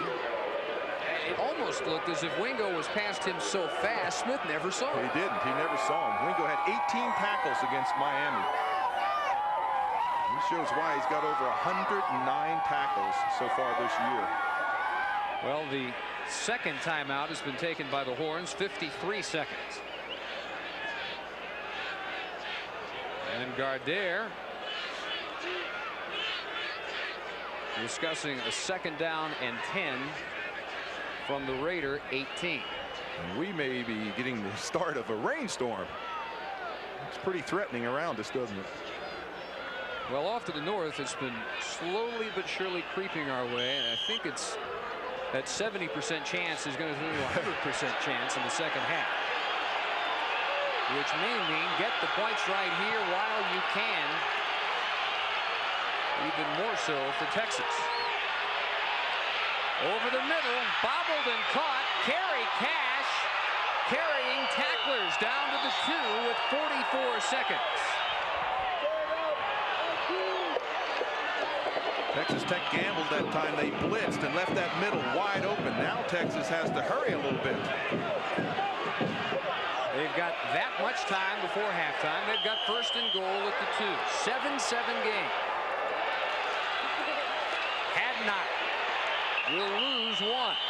At 35 seconds in the half, Petty and Rowe got him, and the Horns are going to burn that final timeout with 35 seconds. Boy, when Cash caught that ball across the middle, is that a big play? Tech gambled, they blitzed, they left the middle open. There's Cash. Watch this look in.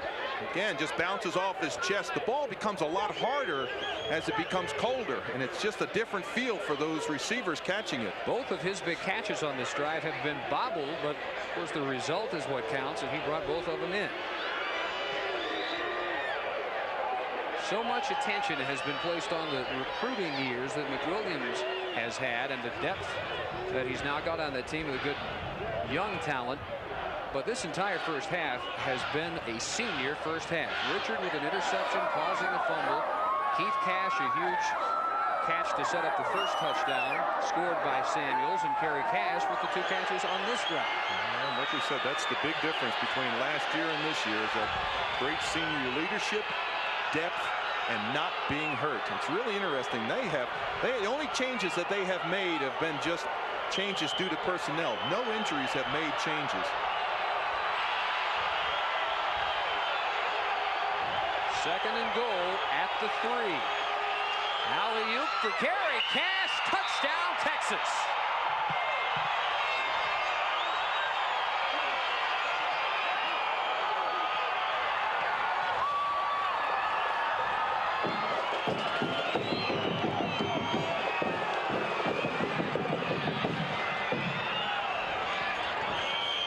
That's 4 this year. That's 9 touchdown grabs for his career. I want to tell you, when they write the record books in Texas, they will always remember the alley-oop pass, because we have seen that. How many times have we seen that during his career? Well, we're going to see it 3 more times. First from the end zone. Right, now watch this. It's just throw it up high, let him use that height. The defender has his back. He never looks back. You see the concentration there. And here's the isolation. Watch this. The defender never looks back. Sammy Walker giving up 5 inches in that matchup. And this is from the lower angle. Again, you see the disadvantage there that Walker has with the height differential that you spoke about. Boy, we've seen that play a lot of times in Mr. Cash's career. As you could tell from that last shot, the rain has arrived. 70% chance before kickoff. The wind has not abated, and if anything, I think it's picked up since the opening kickoff. And with 31 seconds remaining, Pollock is going to kick into the teeth of both the wind and the rain, and he will not mess with Mr. Black Sheep.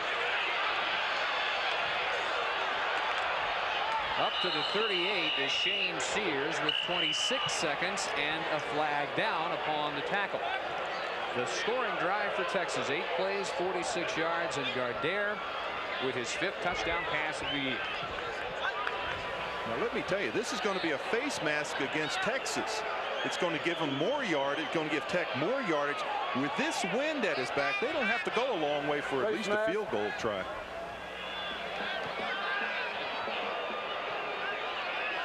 Well, they've got him at the 39. It is the 5-yard mark-off. 5-yard penalty. Goes down. And from just shy of the 44, Tech with 26 seconds remaining, going with 4 wideouts. And the lone setback is Sheffield. Robert Hall has a man and bobbled and dropped by Anthony Manyweather. 19 seconds. Boy, he had this ball. Manyweather had this ball. He just falls down. This is the deep back drop here from the coverage, and watch Manyweather right there turn on about the 30-yard line. He just failed to look it in. He tried to catch it against his body. Oh, nice throw by Robert Hall. Ball on second down, has another ball dropped right in the hands of Rodney Blackshear this time. Now, is the fact that these receivers are looking back and getting rain splatters in their eyes having anything to do with these drops? That's the first thing you would certainly think, but receivers have got to concentrate on the ball. Both those balls were dropped due to a lack of concentration. And of course, the field will continue to get wet as the day goes on. 13 seconds. This one caught by Stinnett, and he's wrapped up at midfield with 7 seconds. 4 seconds. As the Red Raiders desperately try to get to the line, the clock runs out on the first half.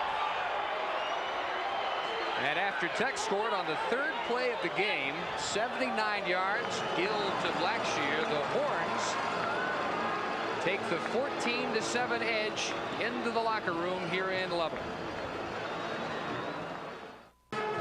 14-7 at halftime. The show band of the Southwest on the field at Jones Stadium. The Texas Longhorn Marching Band.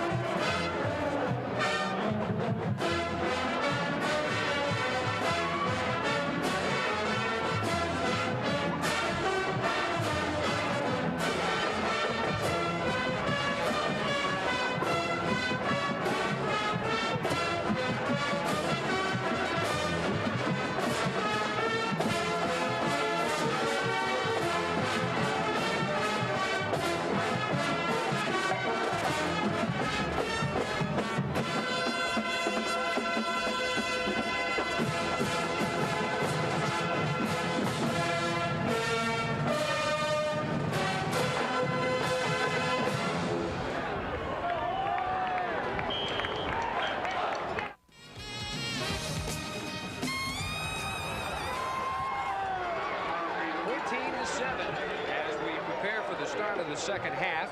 Some hardy souls remaining at Jones Stadium, but the less hardy among the 50,000 already on their way home. Texas, back to our Southwest Airlines team, Musk, had to remember the 3rd and 26 from last year. From the first half, they have to remember 3rd and 9, which produced the only Texas Tech score. And certainly did. And the second one, forget Houston. I think that Texas Tech has done a good job of reminding them to forget about Houston. Continue the balanced attack. It's a different balanced attack when you have the wind and when you don't have the wind. Texas Tech, on the other hand, well, first of all, quarterbacks not in the case of Jamie Gill. No, Jamie Gill went out with an injured hand, play bombs away. Boy, did they do. And we thought with the wind, they did it into the wind, force turnovers and capitalize on them. That has yet to be a big factor in this game. Texas Tech awaiting the first half kick. Texas will have the wind in the 3rd quarter. Whether that's a blessing or a curse, we'll find out. Peter Gardere, who was 0 for his first 6, ends up with respectable first half numbers. Michael Pollock will barefoot it to either Scotty Allen or Rodney Blackshear. Tech, as we prepare for the start of the second half, some hardy souls remaining at Jones Stadium, but the less hardy among the 50,000 already on their way home. Texas, back to our Southwest Airlines team, Musk, had to remember the 3rd and 26 from last year. From the first half, they have to remember 3rd and 9, which produced the only Texas Tech score. And certainly did. And the second one, forget Houston. I think that Texas Tech has done a good job of reminding them to forget about Houston. Continue the balanced attack. It's a different balanced attack when you have the wind and when you don't have the wind. Texas Tech, on the other hand, well, first of all, quarterbacks not in the case of Jamie Gill. No, Jamie Gill went out with an injured hand, play bombs away. Boy, did they do. And we thought with the wind, they did it into the wind, force turnovers and capitalize on them. That has yet to be a big factor in this game. Texas Tech awaiting the first half kick. Texas will have the wind in the 3rd quarter. Whether that's a blessing or a curse, we'll find out. Peter Gardere, who was 0 for his first 6, ends up with respectable first half numbers. Michael Pollock will barefoot it to either Scotty Allen or Rodney Blackshear. Tech will go into the wind here in the 3rd quarter. Never seen a game with this much wind where it's been a negative factor. It's been a factor in the kicking game, but really not in the passing. Both teams have moved the ball well into the wind. I looked quickly to see if Jamie Gill was down there on Texas Tech's sideline. I didn't pick him up. Well, from the way he was holding his throwing arm when he came off the field, it would take a miracle for him to play in the second half. Pollock riding the breeze through the end zone. Raiders will take over at their 20. And in all likelihood, the rest of the afternoon in the hands of Robert Hall for Texas Tech. Now, when Gill was hurt previously this year, Robert Hall most often has been equal to the task. A little bit to the surprise of Dykes, his quick development as just a freshman. And those 2 incompletes that he had were dropped. They were both completed passes had the receiver held on. Hall, great carry out of the fake and then incomplete. It was intended at the 29 for his tight end, Steve Carr. Look at the drive chart for Texas Tech. They score on their 3rd play of the game. That's really the sum total of their offense in the half. It really is. Look at the number of punts, the interception, the fumble. They have done nothing offensively. As you pointed out, other than those 3 big plays, they have just not done anything offensively. But because of the big plays, the Texas defense can never relax against this team, not unless they're up to 3-4 touchdown. Manyweather in motion, 2nd and 10. This time the draw play, and Lewis Sheffield will net maybe 2 as he's brought down by Boone Powell and Brian Jones. And we've got the word from the Tech locker room on Jamie Gill, a cracked bone in his right hand. He is out at least for this game. And it was on his throwing hand, I believe, so that even compounds that problem for a longer time for Texas Tech. Shades of Leon Clay in TCU. Isn't it though? So Robert Hall throwing well behind his intended receiver Sears, and it will be a punting situation. Again, the Tech offense going nowhere.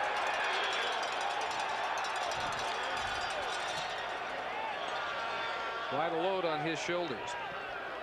And here in the third quarter, on the shoulders of Mike Delagerheim, who just could not deal with kicking into the wind in the first quarter. Well, he's got to kick more line drive on these kicks. You just can't put it up into a 30-mile-an-hour wind and expect it to carry.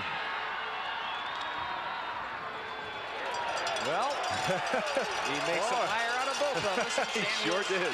From the 36-yard line. Got a good block by Jason Burleson to spring him all the way down near the 40-yard line. Outstanding return by Samuels. It was keyed by Burleson's block. You know, I was just going to say the wind seemed to have died down, and it did. That ball carried way back there. Now, this is just great effort. There's the Burleson block right there. A nice effort there by Samuels. Just to pick up those blockers and just kind of roll downfield. He picked up nice yardage. Finally brought down by Tracy Saul, and Gardere sets up at the 42-yard line, leading 14-7.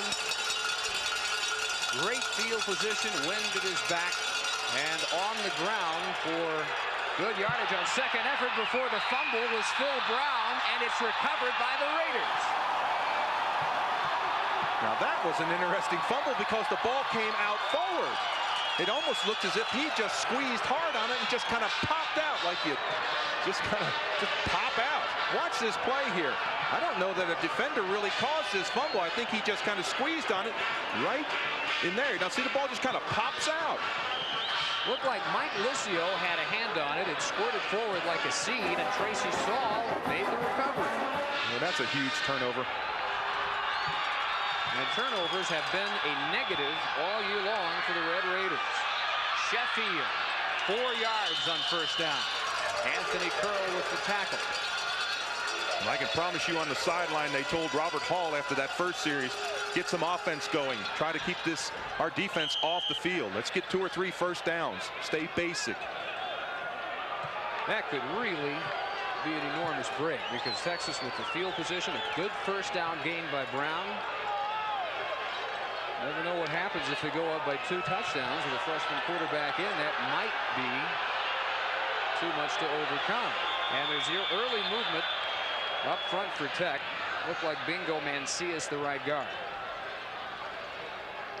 Dead ball, illegal procedure, offense.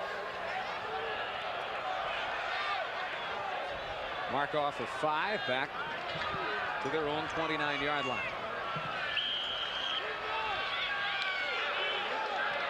Spike Dykes, former assistant at Texas, born across the street from Jones Stadium, and the head coach ever since David McWilliams left just prior to the Independence Bowl 1986. Hall caught, and a first down at the 41 for Blackshear. Boy, you want to talk about a pinpoint pass. That was a pinpoint pass right in the seam. Look to the left of your screen. You're going to see the defenders. He passes right between them. Look at that accuracy. Rodney Blackshear, another year here on the South Plains.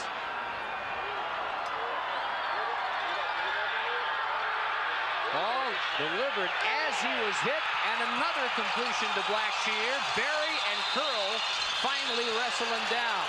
But what a job by Hall to get that ball off. Under a lot of pressure, but let's credit Blackshear too. He turned and looked back, saw his quarterback was in trouble, and it was going to be way underthrown. And this ball was way underthrown, and Blackshear just stopped. Look on the left of your screen. Watch Blackshear just stop. The defender runs off and has to come back for the ball. Not sure how he got that ball off. Drenette almost had him wrapped up. Well, he may have tipped his arm because the ball was way short. Worked in Blackshear's favor. His 5th catch already. What a huge day he's had. This is where Hall is so dangerous on the roll, and incomplete.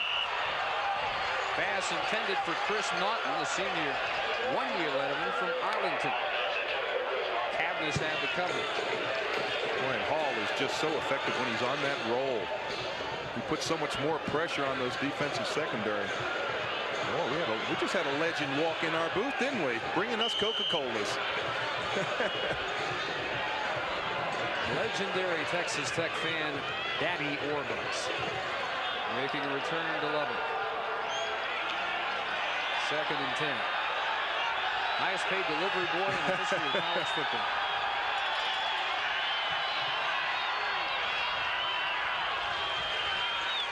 Ball. Manyweather. First down at the 15 of Texas.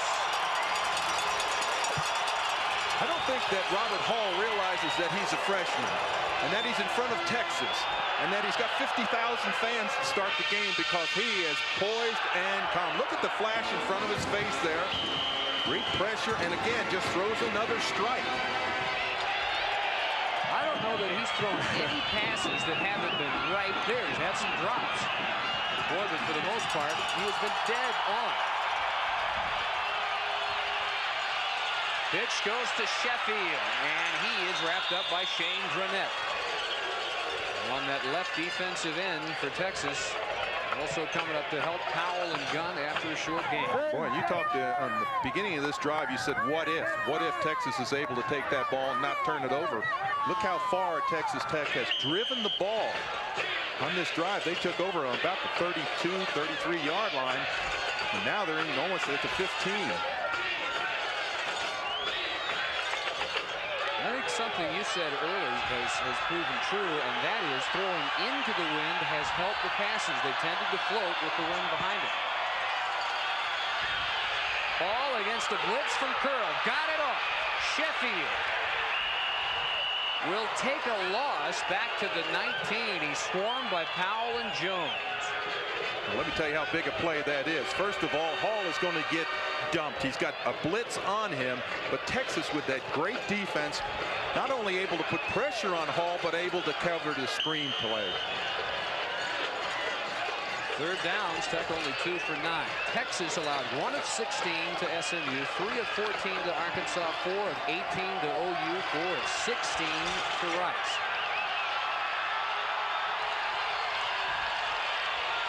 Ball for Byron Hooper. He does not bring it in. It would not have been a first down, but it might have set up an easier field goal attempt.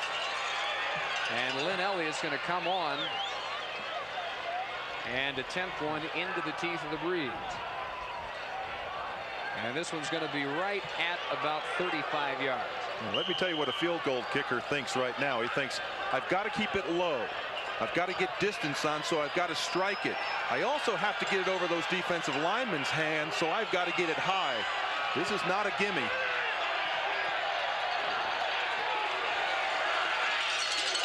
Well, he's got enough leg, and he's good.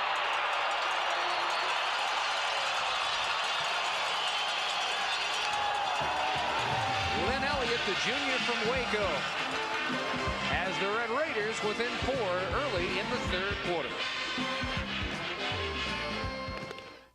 No purchase necessary. Enter today. The Texas lead chopped to 4 on the 35-yard Lynn Elliott field goal, and he bores one into the wind. It'll bounce to Adrian Walker at the 12. And Walker, with a return of about 20 yards, brought down by Ben Kirkpatrick. Scoring drive for the Red Raiders after the Phil Brown fumble covered 8 plays, 52 yards, and Elliott, with his 10th field goal in 13 tries this year, makes it 14-10. Texas taking over at the 33-yard line.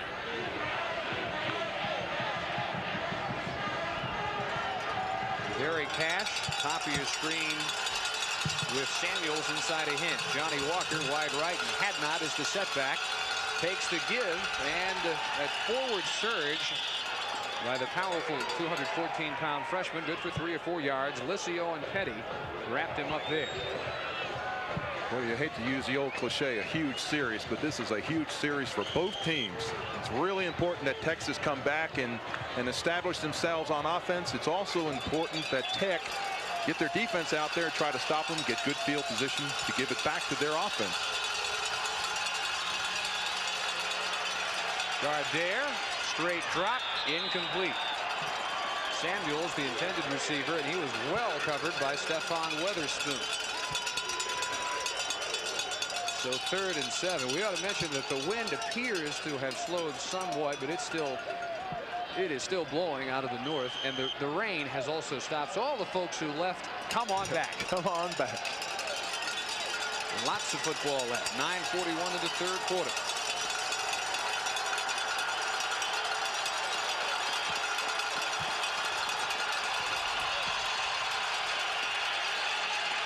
Gardere for Kerry Cash.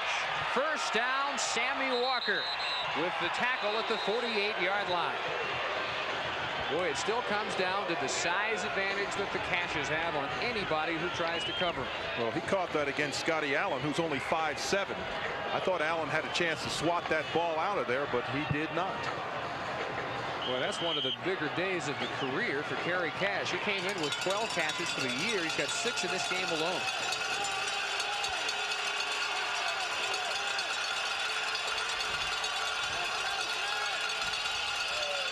Samuels right up the gut, and another Texas first down to the 40-yard line.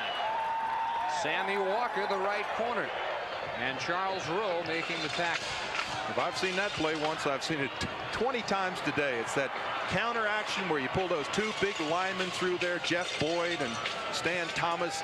The old receiver, the ball carrier just gets right behind him, just bends down and hides behind those 2 big guys.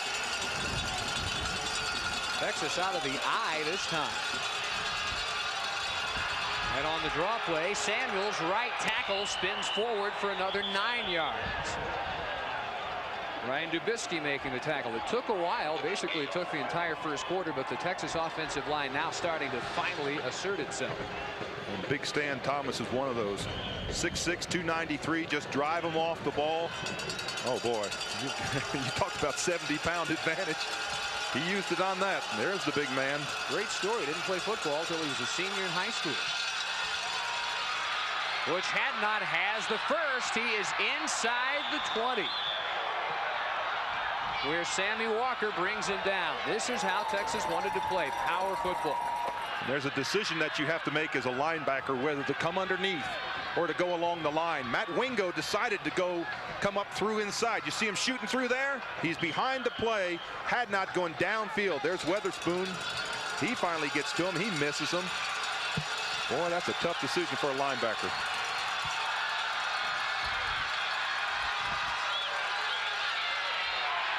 Raiders were ready this time for Samuel, and in particular, Stephon Weatherspoon. Boy, now they stopped it on that play. That was the same play, the opposite direction. Pull those 2 big linemen, and Weatherspoon just, he stopped it by himself.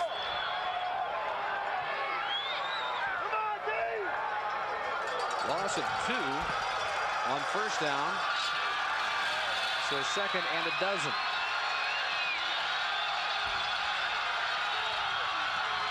Hadnot spins away from one tackle and backs his way inside the 15. Boy, you got the total package if you're Butch Hadnot. You have power. He showed his balance there, and he's got flat-out speed. It's impossible if he stays healthy not to have an incredible career in Texas. Well, he will, and mainly because he has great leg strength. We saw him in the weight room the day before the game lifting when we did Texas a few weeks ago, and he has that great leg strength. A lot of running backs, when they get hit, they kind of stop their legs, but he does not. He keeps on driving those legs, trying to pick up that additional yardage. Well, Texas calling time here to discuss 3rd down and 4. 7 minutes and 19 seconds in the 3rd quarter in a 14-10 ball game.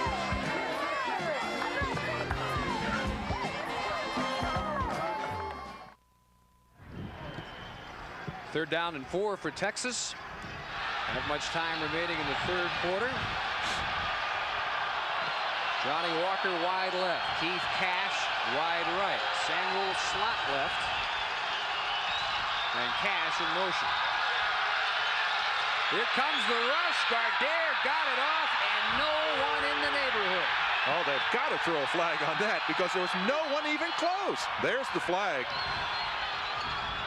Gardere under a lot of pressure. He was actually being drugged down from behind on a blitz, and he threw it out to the flat, and there was no one standing there.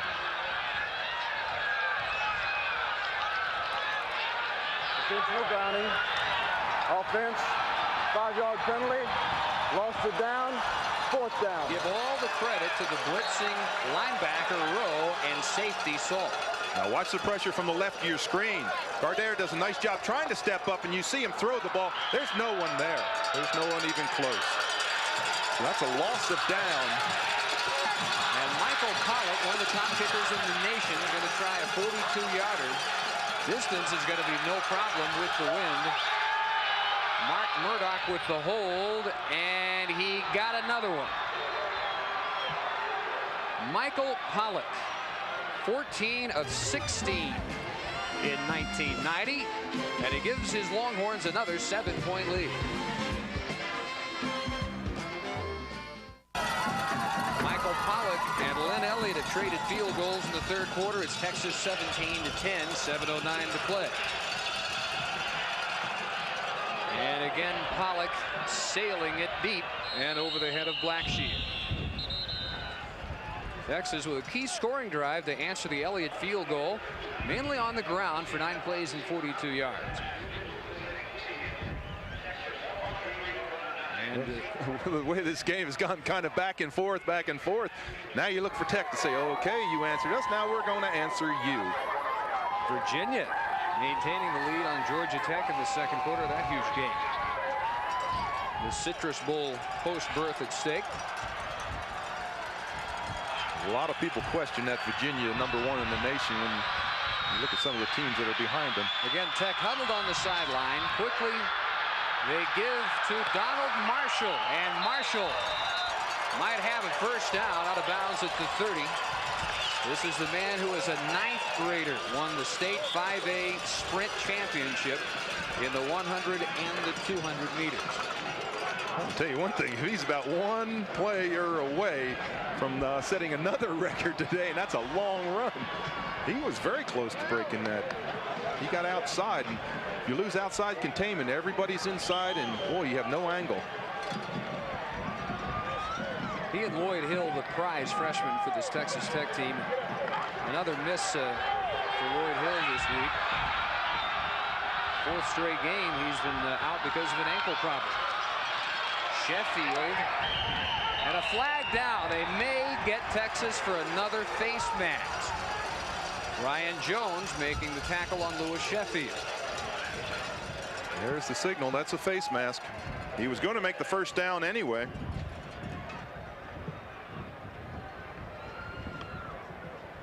And again, McWilliams has to look over there and say way too many penalties. 5-yard penalty. Replay, a constant problem for Texas. Well, I think that has been a problem, but I think also the big problem has been the past history of coming in here. And David McWilliams really knew that yesterday. You could tell it in his talk of how he said he just kept on telling his players all week, concentrate on this game. Don't look forward. Make sure we think about Texas Tech. 1st and 4. Ball rolling well underneath Anthony Manyweather. He was well covered by Richard and Cavness. At the conclusion of today's game, Dave and I will announce the Southwest Airlines player of the game, so please stay with us. To clarify on Lloyd Hill, he was in the game very briefly early at wide receiver. Haven't seen him since. The ankle continues to be a problem. Rodney Blackshear has broken a 25-year-old school record, Donnie Anderson's single-season yardage record. Give up the middle, Marshall. Spun into a hit by Jones, and it'll be 3rd and a long one, perhaps 2. Well, I was watching Brian Jones that time, number 60. We talked earlier about the number 60 and the importance. He's got to come up. You got to stop him, wrap him up. You just don't get away from that man. Got huge arm strength. That's what I think the most impressive thing about him is. Well, another day in which it's been almost impossible to pick up a 3rd down against the Texas defense. Raiders need 2. Curl chasing Hall. And this is going to be interesting. Where they mark Robert Hall out of bounds, he does not have the 1st down. Mark Berry made the hit on that sideline. This is a really tough play for a quarterback because you run out there, you see the flag, you know what you have to get. You also have to realize that you've lost your first-team quarterback, and coaches teach you to go out of bounds. Hall, I thought he had it for a second there on his initial forward progress and then got knocked out of bounds. The official saw it when he went out of bounds. He marked it where he went out of bounds. So needing about one to Lagerheim, ready to kick to Samuels.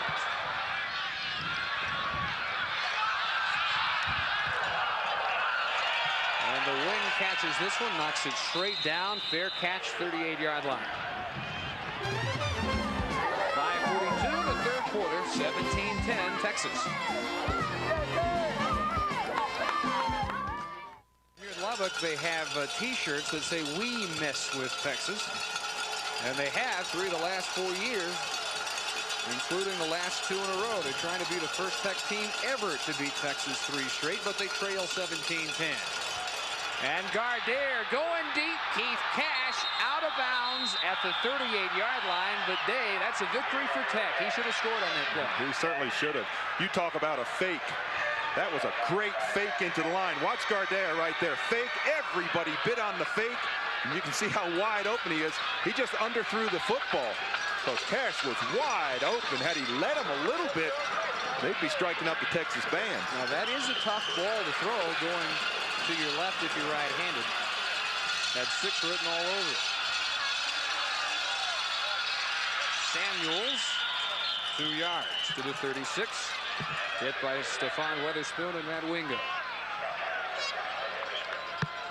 You know, less has been more, really, in the senior season of Chris Samuels. He's got less total activity than he did in his first 3 years. But he's gotten more out of the limited duty, especially the last couple of weeks. You look at over an 8-yard carry average. It's pretty good. 8.6 coming in. Samuels again. Stutter step at the line. Gain to the 31. Weatherspoon hit him again. It'll be 3rd and about 3. Now with this field position and the time remaining, 4:52 here in this third quarter. If you're Texas, what you want to do is just use the clock, drive the ball, don't make a mistake, and take control of this football game with a long drive and a score. If you're a Tech fan, you're saying defense turn the ball over somehow. Interception, fumble, penalty, anything to stop this Texas drive. Option, Hadnot has the first down. And all the way to the 20 for Butch Hadnot, the freshman from Kirbyville. Rowe and Walker hit it. Well, what you call him, EC? This looks like Earl Campbell. Look at the way he runs. The body lean right here, the feet down on the ground, quick stutter steps. I'll tell you, he's going to be compared for a lot of years to Earl Campbell. Hadnot again. And again, a first down. It'll be goal to go at the 9. I tell you, there's one key difference. Earl Campbell got the ball 25, 30 times a game. They have so much depth at running back, it's doubtful that Hadnot in his whole career may ever carry 30 times. Absolutely. When you stop and look at Phil Brown and Adrian Walker and Hadnot and Samuels, Wilson back there wanting a few carries, they've got tremendous depth. Texas Tech all years had trouble stopping the run. That's been the case ever since the first quarter today. This time they wrap up Samuels. He still squeezes forward for about 3. Give Fred Petty and Wingo credit for the tackle. Well, I can tell you one player there's no quitting on this Texas Tech team, and that's Matt Wingo. Tremendous intensity. Off on the snap, he gets ahead of the center's block, weaves his way through, and he gets a piece. He is one of the reasons that if they have had success stopping him, it's because of him. Great intensity back there.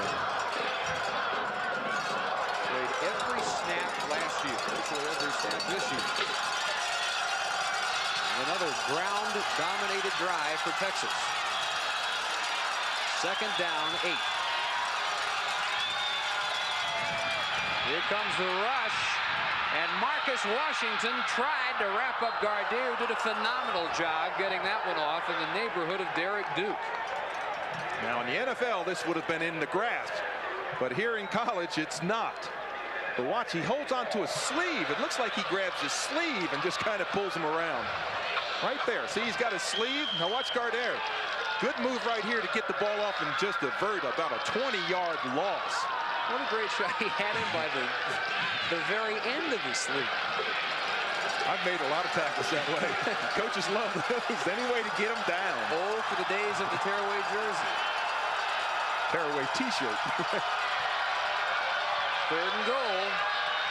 Time for Gardere. Delivers, and Kerry Cash brought down at the 1 by Tracy Saul. It'll be 4th and goal. Well, I want to tell you something. Cash is a great target coming across the middle. He has no fear. There he is at the top. This is just a drag pattern where he comes right across the goal line. Look at this. No fear of getting hit. Great concentration. Looks the ball all the way in. Certainly didn't bobble that one.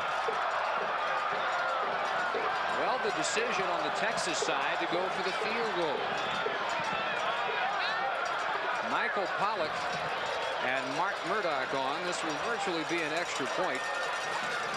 It'll be an 18-yarder. Pollock is 14 of 16. Snap count down to 0, and they'll back up 5 yards. Or if Texas Tech wants, they may decline the penalty and make the angle that much more pronounced for Pollock. Absolutely. That's what I would do. It's going to be delay a game. Now, you really want, if you're on the offense team, you want this because it gives you a better angle to kick it from. If you're a defensive player, you turn it down, make them kick from the 1-yard line. But I think this is a wise move. You don't want to drive all this way, not make it, and give that momentum with only a 7-point lead, give it back to Tech. Now, they're taking the penalty. This surprises me. It does to me also. Unless Dykes is worried that Texas may fake it and just try and gouge out that final yard. I think that's exactly what he's worried about.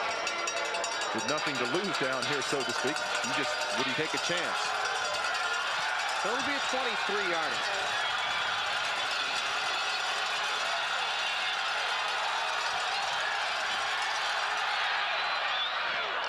And he's good.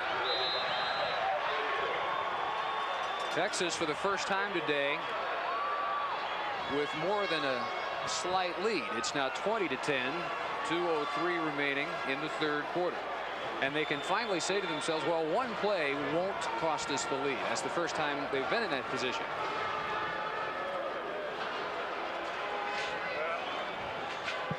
If today holds to form, this isn't going to finish a 10-point game.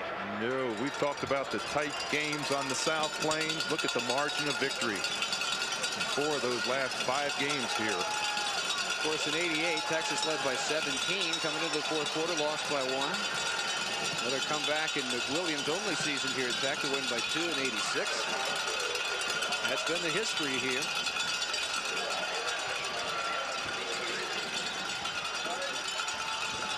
Then we have to get a holder out for Michael Pollock.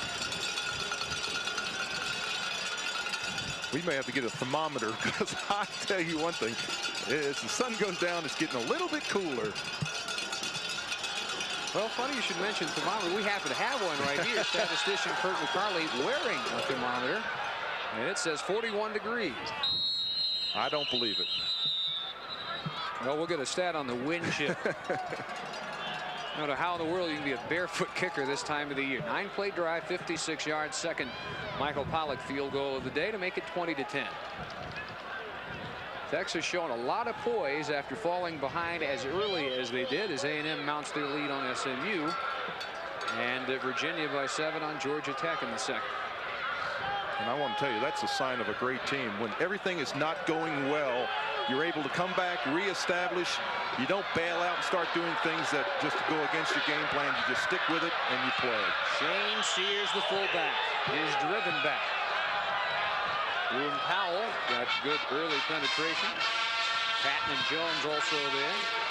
And a loss of 2 for Sears.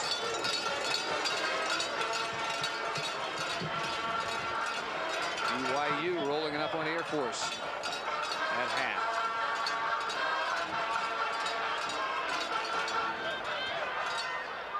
We are down under a minute and a half to go in the 3rd quarter. Texas Tech into the win for that much longer. Then they'll have it at their backs in the 4th quarter. And down goes Robert Hall. James Patton got there first, and Dronette helped finish him off. For Patton, it's his 7th sack of the year, and that leads this Texas defense. Boy, I'll tell you one thing. What Hall did is he turned weak side, and he never sees James Patton come just exploding through. Look at Patton. What a move. That's called a swim move. What you do is you actually, it almost looks like you're taking a swimming stroke. It's like you toreador your offensive lineman, and he was flying in there. James Patton, who may have developed as fast as anybody on this Texas defense. The strongest defensive lineman they've ever had there. Sears in motion, 3rd and 20, and again Hall buried back at the 6-yard line. This is shades of the Miami game for him last week. Well, that was going to be a quarterback draw. This is going to be a quarterback draw. In other words, the quarterback drops back, but watch the wave of white just flying in there. Now see right there, draw, step right back up inside, and he's just smothered. I think they give Dronette the credit for the sack, but really you could give it to the entire front 4. They were all swarming Robert Hall. And Spike Dykes has to be concerned. He's got a punt coming from his own end zone. 25 seconds remaining. Now the Horns have used their second to last timeout. They'll have 1 remaining for the rest of this ball game, and the reason they take it, of course, is because they want De Lagerheim to have to kick into the wind. What a difference that is. That's heads-up coaching. You looked up, they saw the clock was going to run out, so you waste the timeout to make him punt into the wind and hope that you get great field position. Samuels is standing on about the 32-yard line. 9 yards deep. Great view over the shoulder of De Lagerheim. The Horns play for the return. He sails a nice spiral, and all the way back at the 45 is Samuels. And this is a gamble that does not work for Texas. De Lagerheim got his best punt of the day, and look at the congratulations he gets when he runs to the sideline. 39 yards, really quite an effort into the breeze. And it cost Texas that timeout, so they'll have only 1 the rest of the way. They do lead by 10. They'll run probably 1 more play with the wind at their back here in the 3rd quarter.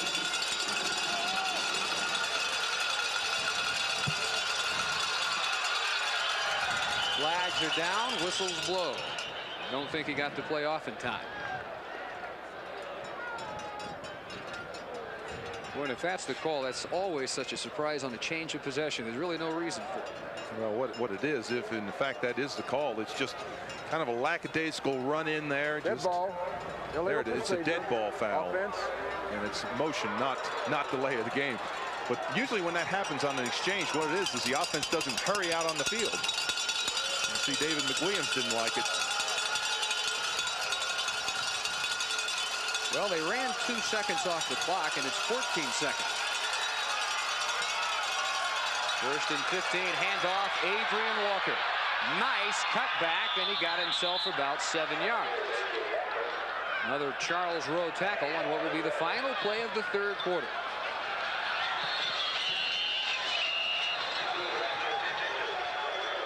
That is the end of the 3rd quarter at Jones Stadium in Lubbock, 20-10 Texas. We're back after these messages from your local station. This is the Raycom Sports and Entertainment Network.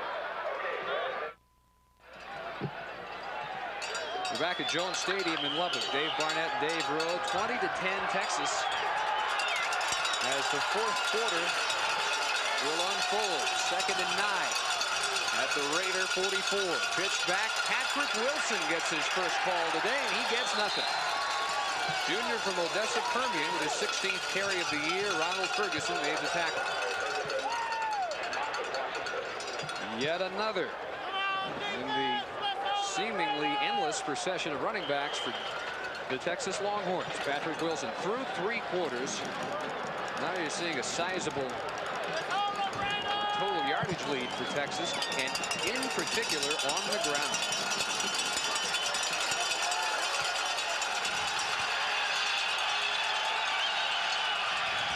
Gardere on 3rd and 9. to the sideline and through the hands of Keith Cash.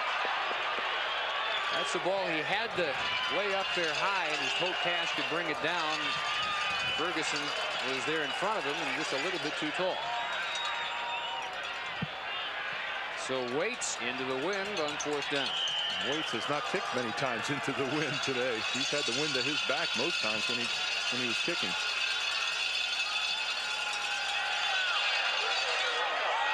Boy, you'd never know this one was into the wind. Didn't make any difference for him. That's why he has a 43.8-yard average coming into this game. 44 yards here with the wind. That's like about a 70-yarder. That's phenomenal. Back after this from Southwest Airlines.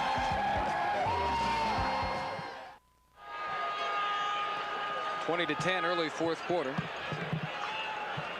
One of the many areas of defensive improvement for Texas is in points allowed. Look at that, just about half what they allowed last year. One of the lesser defensive units ever in Texas in the late 80s, but they have assembled the talent to turn that around this year.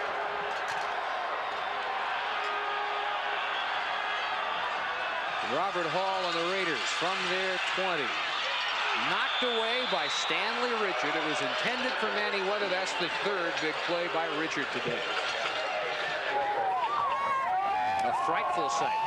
Richard with an interception, a caused fumble, and a deflection. I'd look for Robert Hall to go downfield again. He has been effective. He can get Blackshear or Manny Weather open, get that one-on-one coverage. He's got the wind at his back. Raiders go with 4 wideouts. Byron Hooper in motion. Hall right to Boone Powell. To the 10, to the 5, touchdown.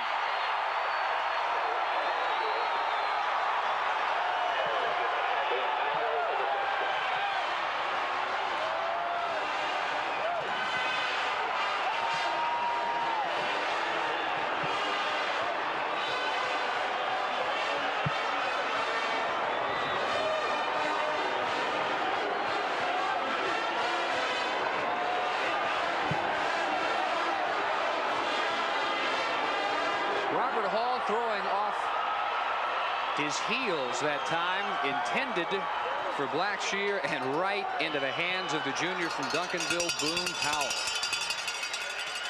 So for the extra point, Pollock, he's good, and it's 27-10 Texas.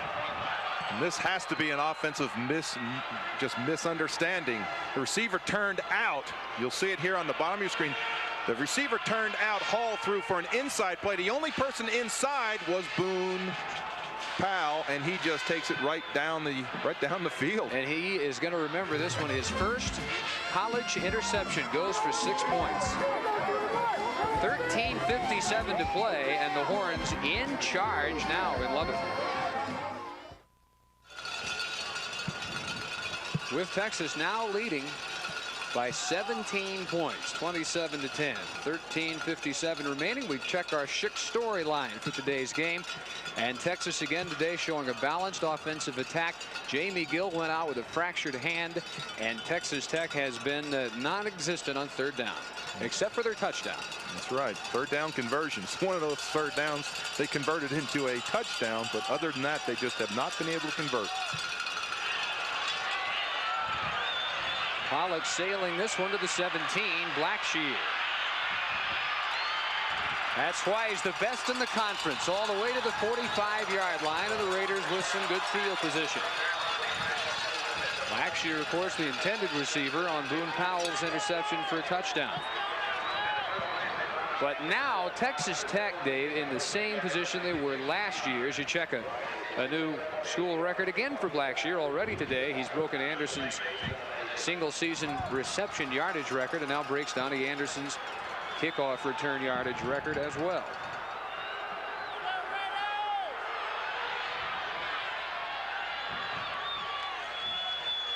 Play action for Hall.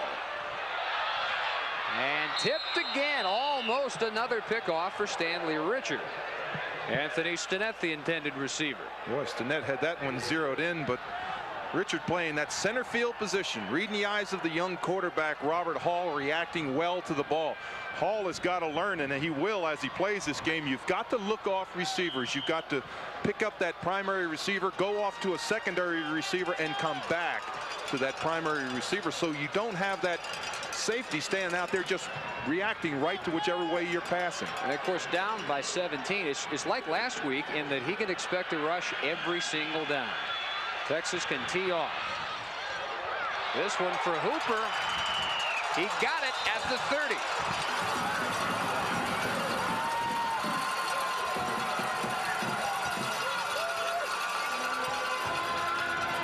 Nice effort here. The 10th catch of the year for the junior from San Antonio Clark in front of Lance Gunn. Well, I think that first thing comes to mind, of course, in this drive and in this situation is that Spike Dykes has got to be pleased with his team. They've never quit today. They've had a lot of things go wrong after last week being wiped out, but this is a young team who just says, hey, we're still in this football game. Handoff and blasted is Donald Marshall. He said hello to Shane Dronette. He got swallowed by Shane Dronette. He talked about Dronette boxing the refrigerators there back sometime. Well, as an 11-year-old, when he couldn't find 16-year-olds to box, he would just go after refrigerators. Punch refrigerators. That time he just punched Donald Marshall right to the ground. Boom. Loss of 4. Manny Weather in motion. And Hall to the sideline. Another grab and another first down. Stinnett brought down by Lance Gunn. This is how the Raiders have to do it because they are not going to sustain anything on the ground. And think of the situation that Robert Hall came in. No warm-up. Your first-team quarterback goes down with a broken hand. You get about 3 little snaps and 2 little passes.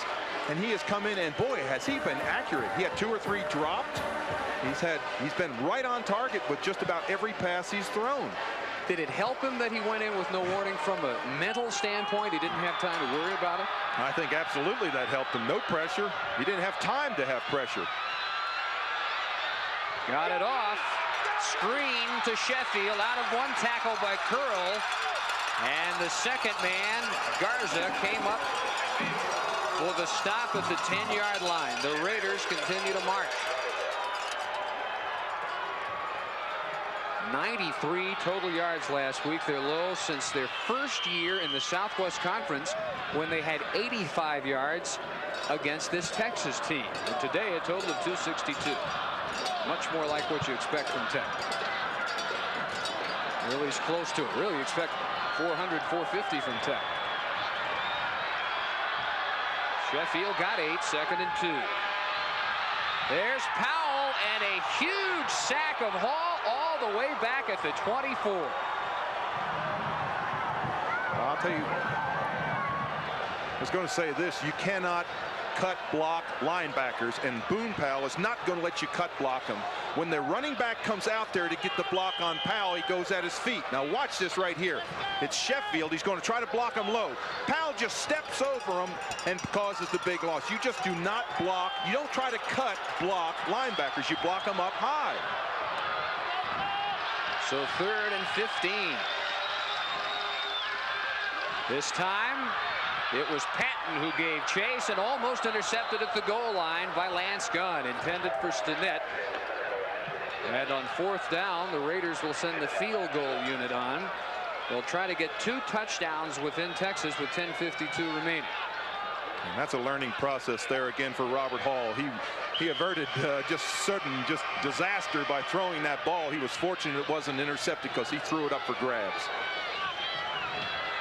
Hooper to hole for Elliott, the former walk-on from Waco. 41 yards out, blocked by Shane Dronette. It bounced right back into his hands, and another block kick by Texas. They've made a habit of this all year. Well, Dronette comes through standing up. That's almost unheard of, to be able to come through the line standing up. He was still on his feet. Watch him right in the center of your screen.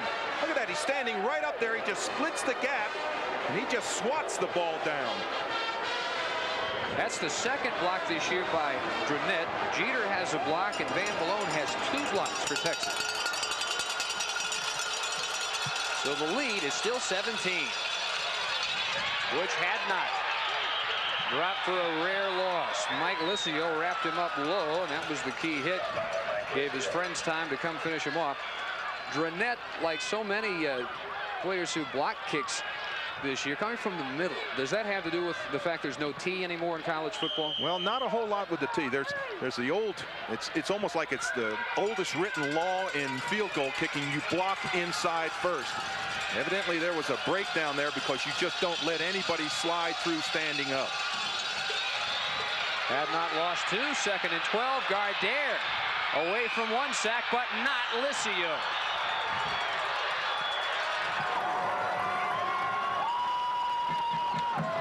You know, just to say another comment about your no tee kicking. The only thing that really affects is the kicker because he has to get the ball up a little bit more. But on penetration like that, if he had had a 6-inch tee, he wouldn't have gotten that over Dranette's hands.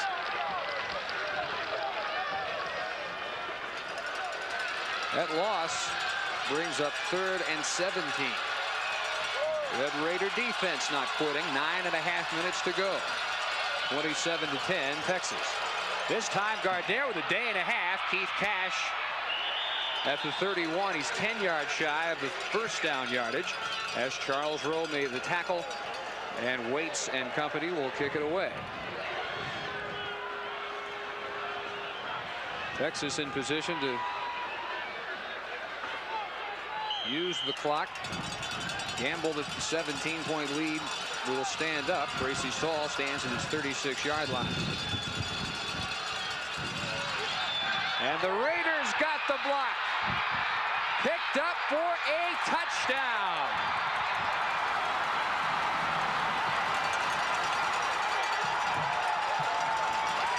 Stephon Weatherspoon got the block, and Scotty Allen carried it in.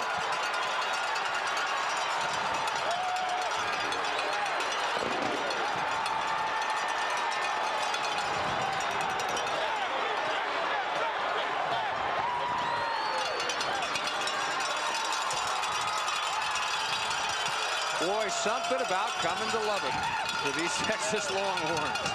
The beasts come out every other year. Well, I watched them line up. There were 10 men on the line. They flanked out on the lower side of the screen, and they just split him. And he just burst right up there. And they go for 2. They'll try to get within 9. Robert Hall, as he was hit, got it in the area of Anthony Manyweather. He was covered by Cavness, and the lead is still 11. Here's what happened when Waits tried to kick it away. He doesn't even get it off his foot. Look this. Boom, right there. That was blocked by the left elbow of Weatherspoon. That's the type of penetration he had. Scotty Allen, the junior from San Angelo Central, scoring for the Red Raiders, and they are not out of it yet. And SMU hanging very tight with Texas A&M. 8:51 to play in this game, and we have a game. Make no mistake. That 17-point lead did not last long for the Horns. Samuels from his own end zone. Looked like he might have been a block or 2 away from a big return. And it's Texas from their own 22. Tony Brown made the hit, and Samuels yet to make his way to his feet. Might be shaken up. Now slowly helped over toward the sideline.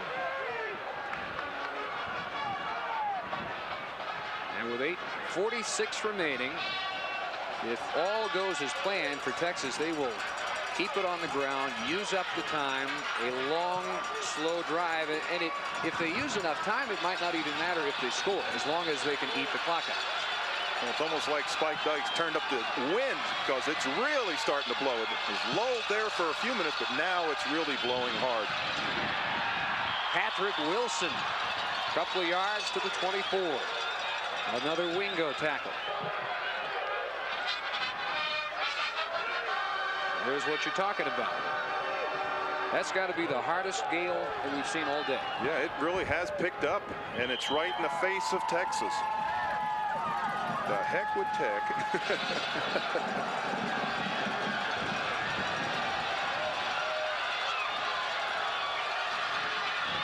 Play action, Gardere. Boy, a dangerous pass intended for Johnny Walker. It was almost intercepted by Ronald Ferguson. If he picks that ball off. He is down the sidelines. That was very close. Both he and the receiver both went for the ball at the same time. Tech doing a good job bottling up Johnny Walker today. Just 3 catches for 31 yards. Last year, 8 grabs, 142 yards in this game. 3rd and 8.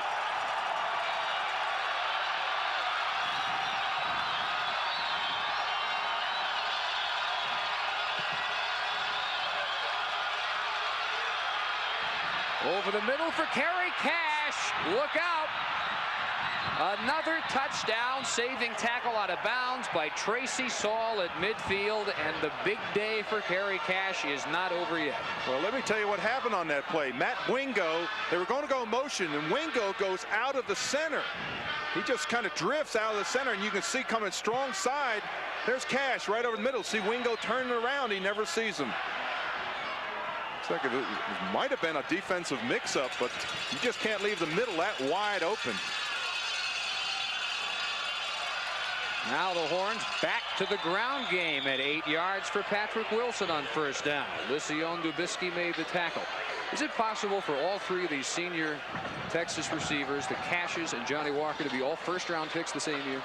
It's going to be tough, but I can tell you this. They certainly, Walker's got the speed. Cash, both Kerry and Keith have certainly got the size and the fearlessness to go across the middle. That's the amazing thing. You go across that middle in the NFL, and that's no man's land. 2nd down give, again, Patrick Wilson. 6', 212-pounder. Another row tackle. Gardere will look at 3rd down, and where they mark it, he'll need less than, well, we'll call it right at 1. And the clock rolls down near 7 minutes. Tech led after 3 plays, 7-0. Texas led at the half, 14-7. They now lead 27-16. And Phil Brown stopped short of the 40. And you see who gets up, number 45, Matt Wingo. Boy, they just filled the hole quickly. Well, if anything, Brown might have lost a foot, so Texas will not gamble on 4th down. But remember what happened last time Waits dropped back. And they're lined up in the same way. They've got 10 guys coming. He got it off. Boy, and the wind nails that one at the 24. Curtis Thrift finally downing it at the 22. That ball literally dropped straight down. 6:07 to go. Back after these messages from Southwest Airlines. Texas still by 11. 2 of the most foolish human beings in America. Very underdressed for the conditions. And at kickoff, we're going to show you exactly what the temperature is. Mid-30s. At kickoff, it was low 40s. The wind chill was in the high teens. The wind chill now, as figured by Kirk McCarley, our statistician of all things having to do with football, has got to be down around 10 degrees. Texas Tech going deep, and it hits the back of the Texas defender down there, Boone Powell, who had deep coverage on Donald Marshall circling out of the backfield. Boy, and had Hall been able to throw that one long, Marshall certainly had him beat deep. Powell did a good job. He turned and just ran, put his hands up. Now that would be considered face guarding in the NFL, but it's not in college.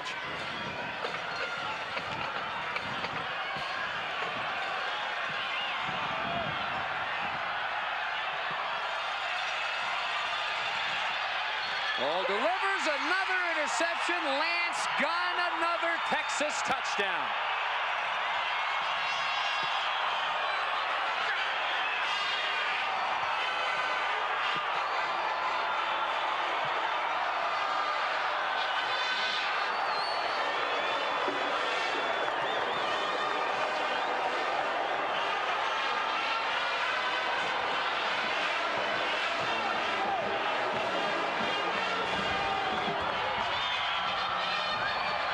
twice in the second half. Robert Hall delivers interceptions. The Horns return both for touchdowns. It is 33-16, and Michael Pollock will try to make it 34.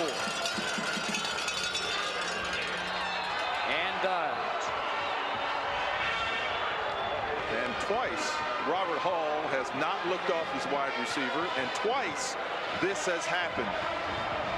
Gunn, look at the jump he got on the ball. He just flew to it.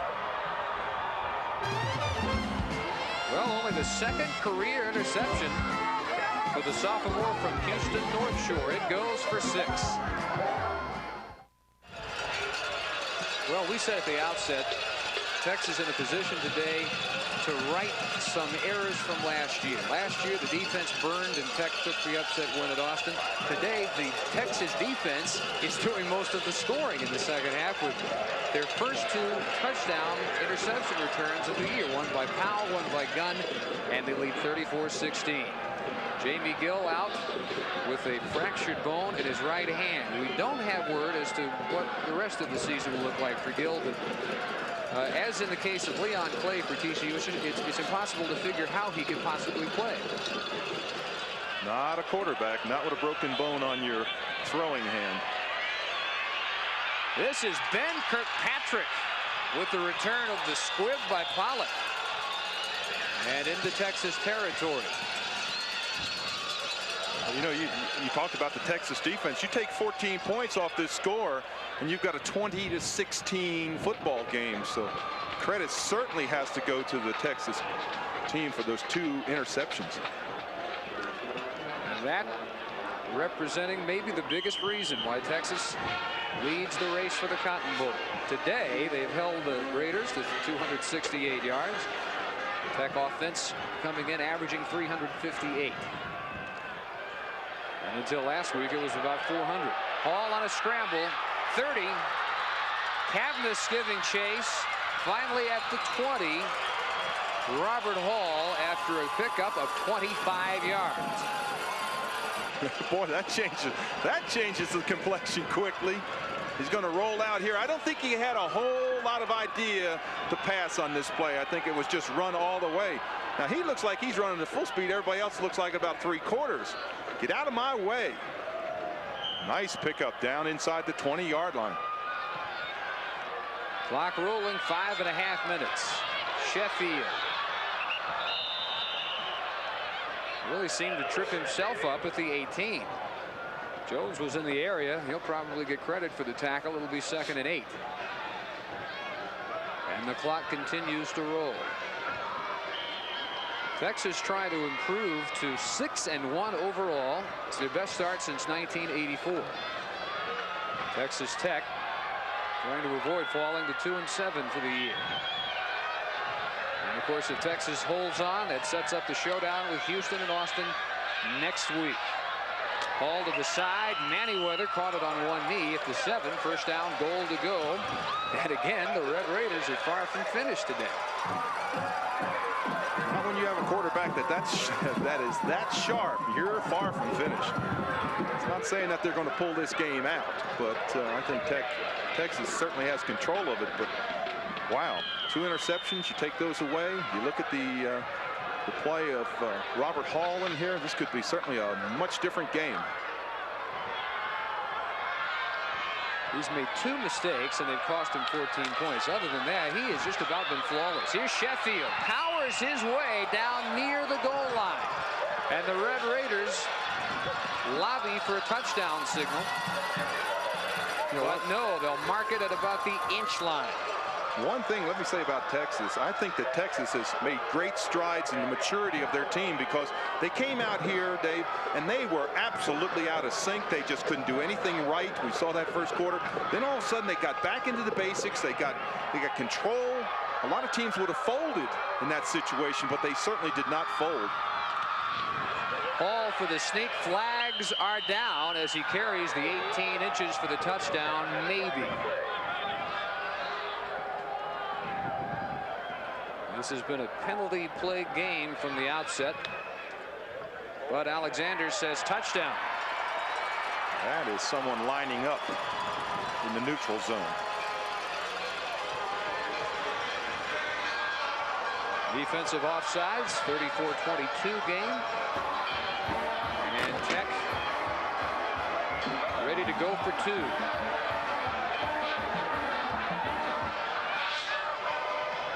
Robert Hall over to the sideline. Now the Red Raiders want to make sure they have all the necessary bodies in to go for 2 and try and make it a 10-point game. 3:49 to go. And as many mistakes as we've seen these defenses force today, it's still not over.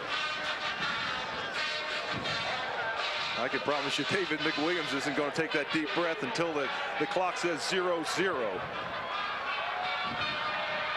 Now they moved the ball to the 1-yard line, I believe, because of the penalty. Half the distance. Yes.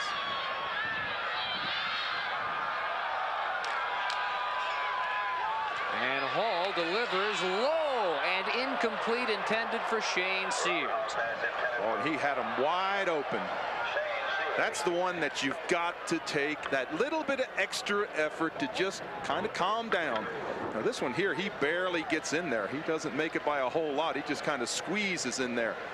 But on that 2-point conversion, watch how wide open the receiver is here. And Hall's not under a lot of pressure, and he just throws it down into the ground. Gosh, boy, that's a zinger. Texas still with a 12-point margin.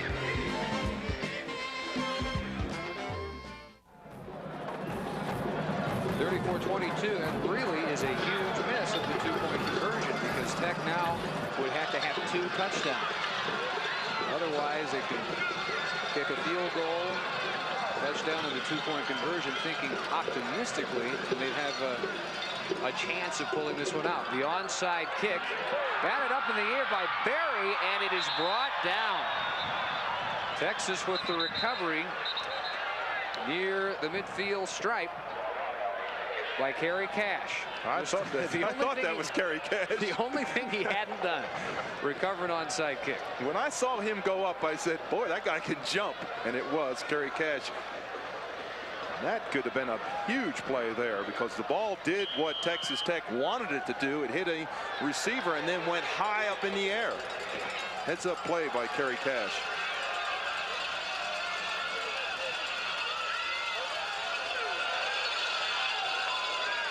Chris Samuels back after being briefly shaken up. Charles Rowe the tackle, gain of about 3, and the clock rolls at 3:35. Tech has 3 timeouts, and you can better believe that in the huddle right now, in that Texas huddle, they're saying, hold on to the ball. Nothing foolish. Wrap it away. Don't do anything. Just trying to get extra yardage. Just keep that ball in tight. Control the clock and let it run out.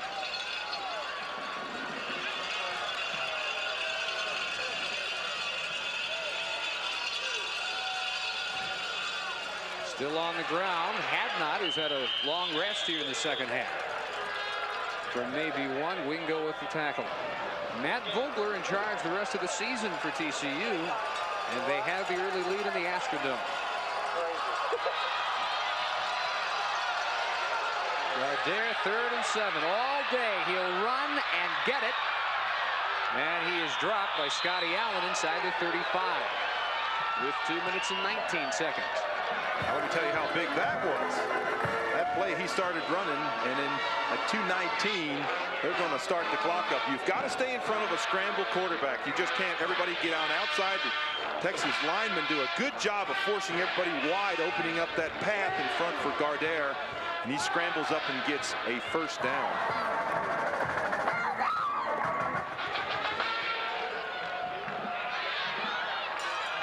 Clock continues to roll. And a nice dart outside, out back inside. Samuels all the way down to the 12. Texas just wearing down the Tech defense today. This is great running by Chris Samuels, 23. Makes that little move outside and then uses that speed, and again just cuts underneath, compact, just keeps on pushing on down, gets great. He's just an excellent running back. 14 carries, 75 yards, and a touchdown for Samuels today.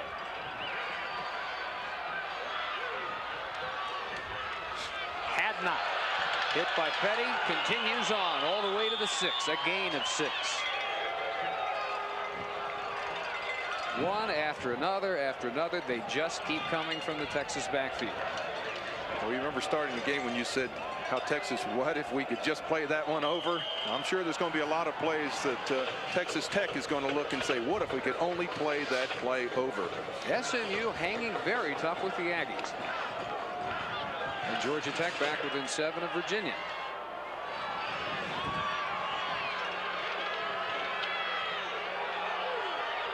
Second and 4, Samuels. First hit was by Dubisky, the strong safety. He got the 5.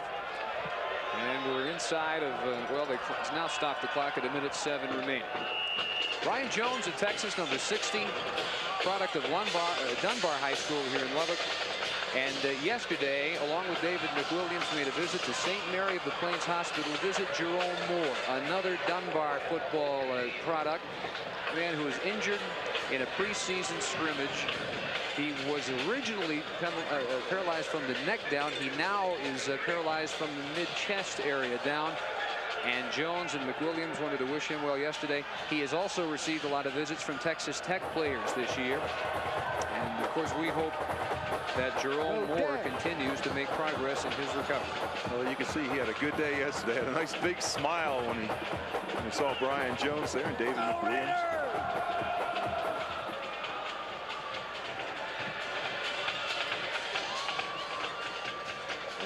1:07 remaining. Texas Tech with the timeout, and for Texas it will be 3rd down and 3.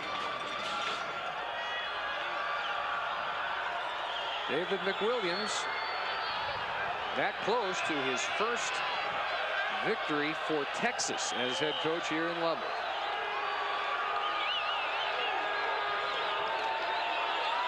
Butch Hadnot turns it up and has 6 more.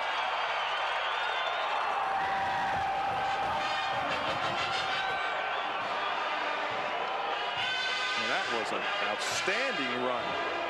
Plays are designed, that was designed to go about the 4-hole, which is off your right guard. And Hadnot just planted those feet and cut all the way back around and runs it all the way outside the other tackle. That's just a great cut. Hadnot's 4th collegiate touchdown, and it is 40-22. +1. Well, in name only, Butch Hadnot is a freshman. This is not a run that many freshmen can pull off. Absolutely not. Watch this. This is designed to go out there. Now look, plant those feet. Look where he cuts. All the way down along the line, sees the seam, and just skips into the end zone. But what a tremendous cut. That's one of those AstroTurf cuts. He just cut completely against the grain and just pops right in there for the score. As we take a look at everybody that helps our Raycom production staff.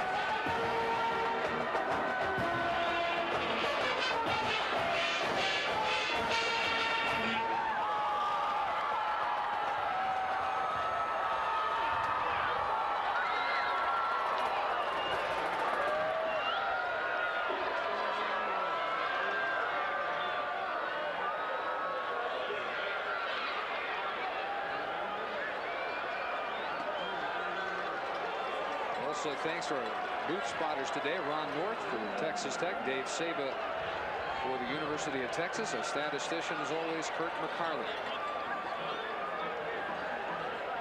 And the rest of our outstanding crew. 1:01 remaining, 41-22 Texas. A game they trailed after 3 downs, 7-0. They led by only 7 at the half.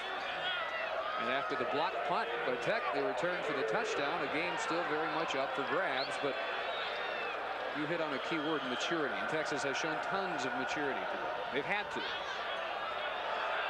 Absolutely. Blackshear from the 15. And Todd Ringo blasts him at the 33. With 54 seconds remaining, Texas Tech will take over from there. Today, Southwest Airlines player of the game is the senior from San Antonio Holmes, Kerry Cash. 7 catches, 104 yards and a touchdown. He came into today with a total of 12 catches for the year. 7 in this game alone, and most of them when this game was still in doubt. So Kerry Cash, our Southwest Airlines player of the game. Dranette with the sack back at the 24. Fitting finish for the Texas defense. Boy, and I think of Kerry Cash on that one drive when he caught those 3 just clutch passes. There he is getting congratulated. 30 seconds. Ball again under pressure, fires and bounces it to Blackshear. Rodney Blackshear, who started this game with a 79-yard touchdown from Jamie Gill, who has long since been gone with a fractured bone in his throwing hand. Now, finally, Texas can think about Houston. And that's a Houston team that has burned the Texas defense like no team has ever burned the Texas defense. They think they figured out some adjustments. They think they have enough team speed to make it a game this year as Anthony Stinnett carries to the 41-yard line with 13 seconds remaining. Now, what do you think? Does the Texas defense have what they're going to need against Houston? Well, they certainly played well against SMU. That was a real surprise to handle that run and shoot, but you're talking about a totally different animal with Houston's run and shoot. Last chance intended for Stinnett, incomplete, and it's all over, and David McWilliams finally can leave Lubbock with a victory. Our final score today, the Longhorns 41, the Texas Tech Red Raiders 22. The Horns stay on track for the Cotton Bowl.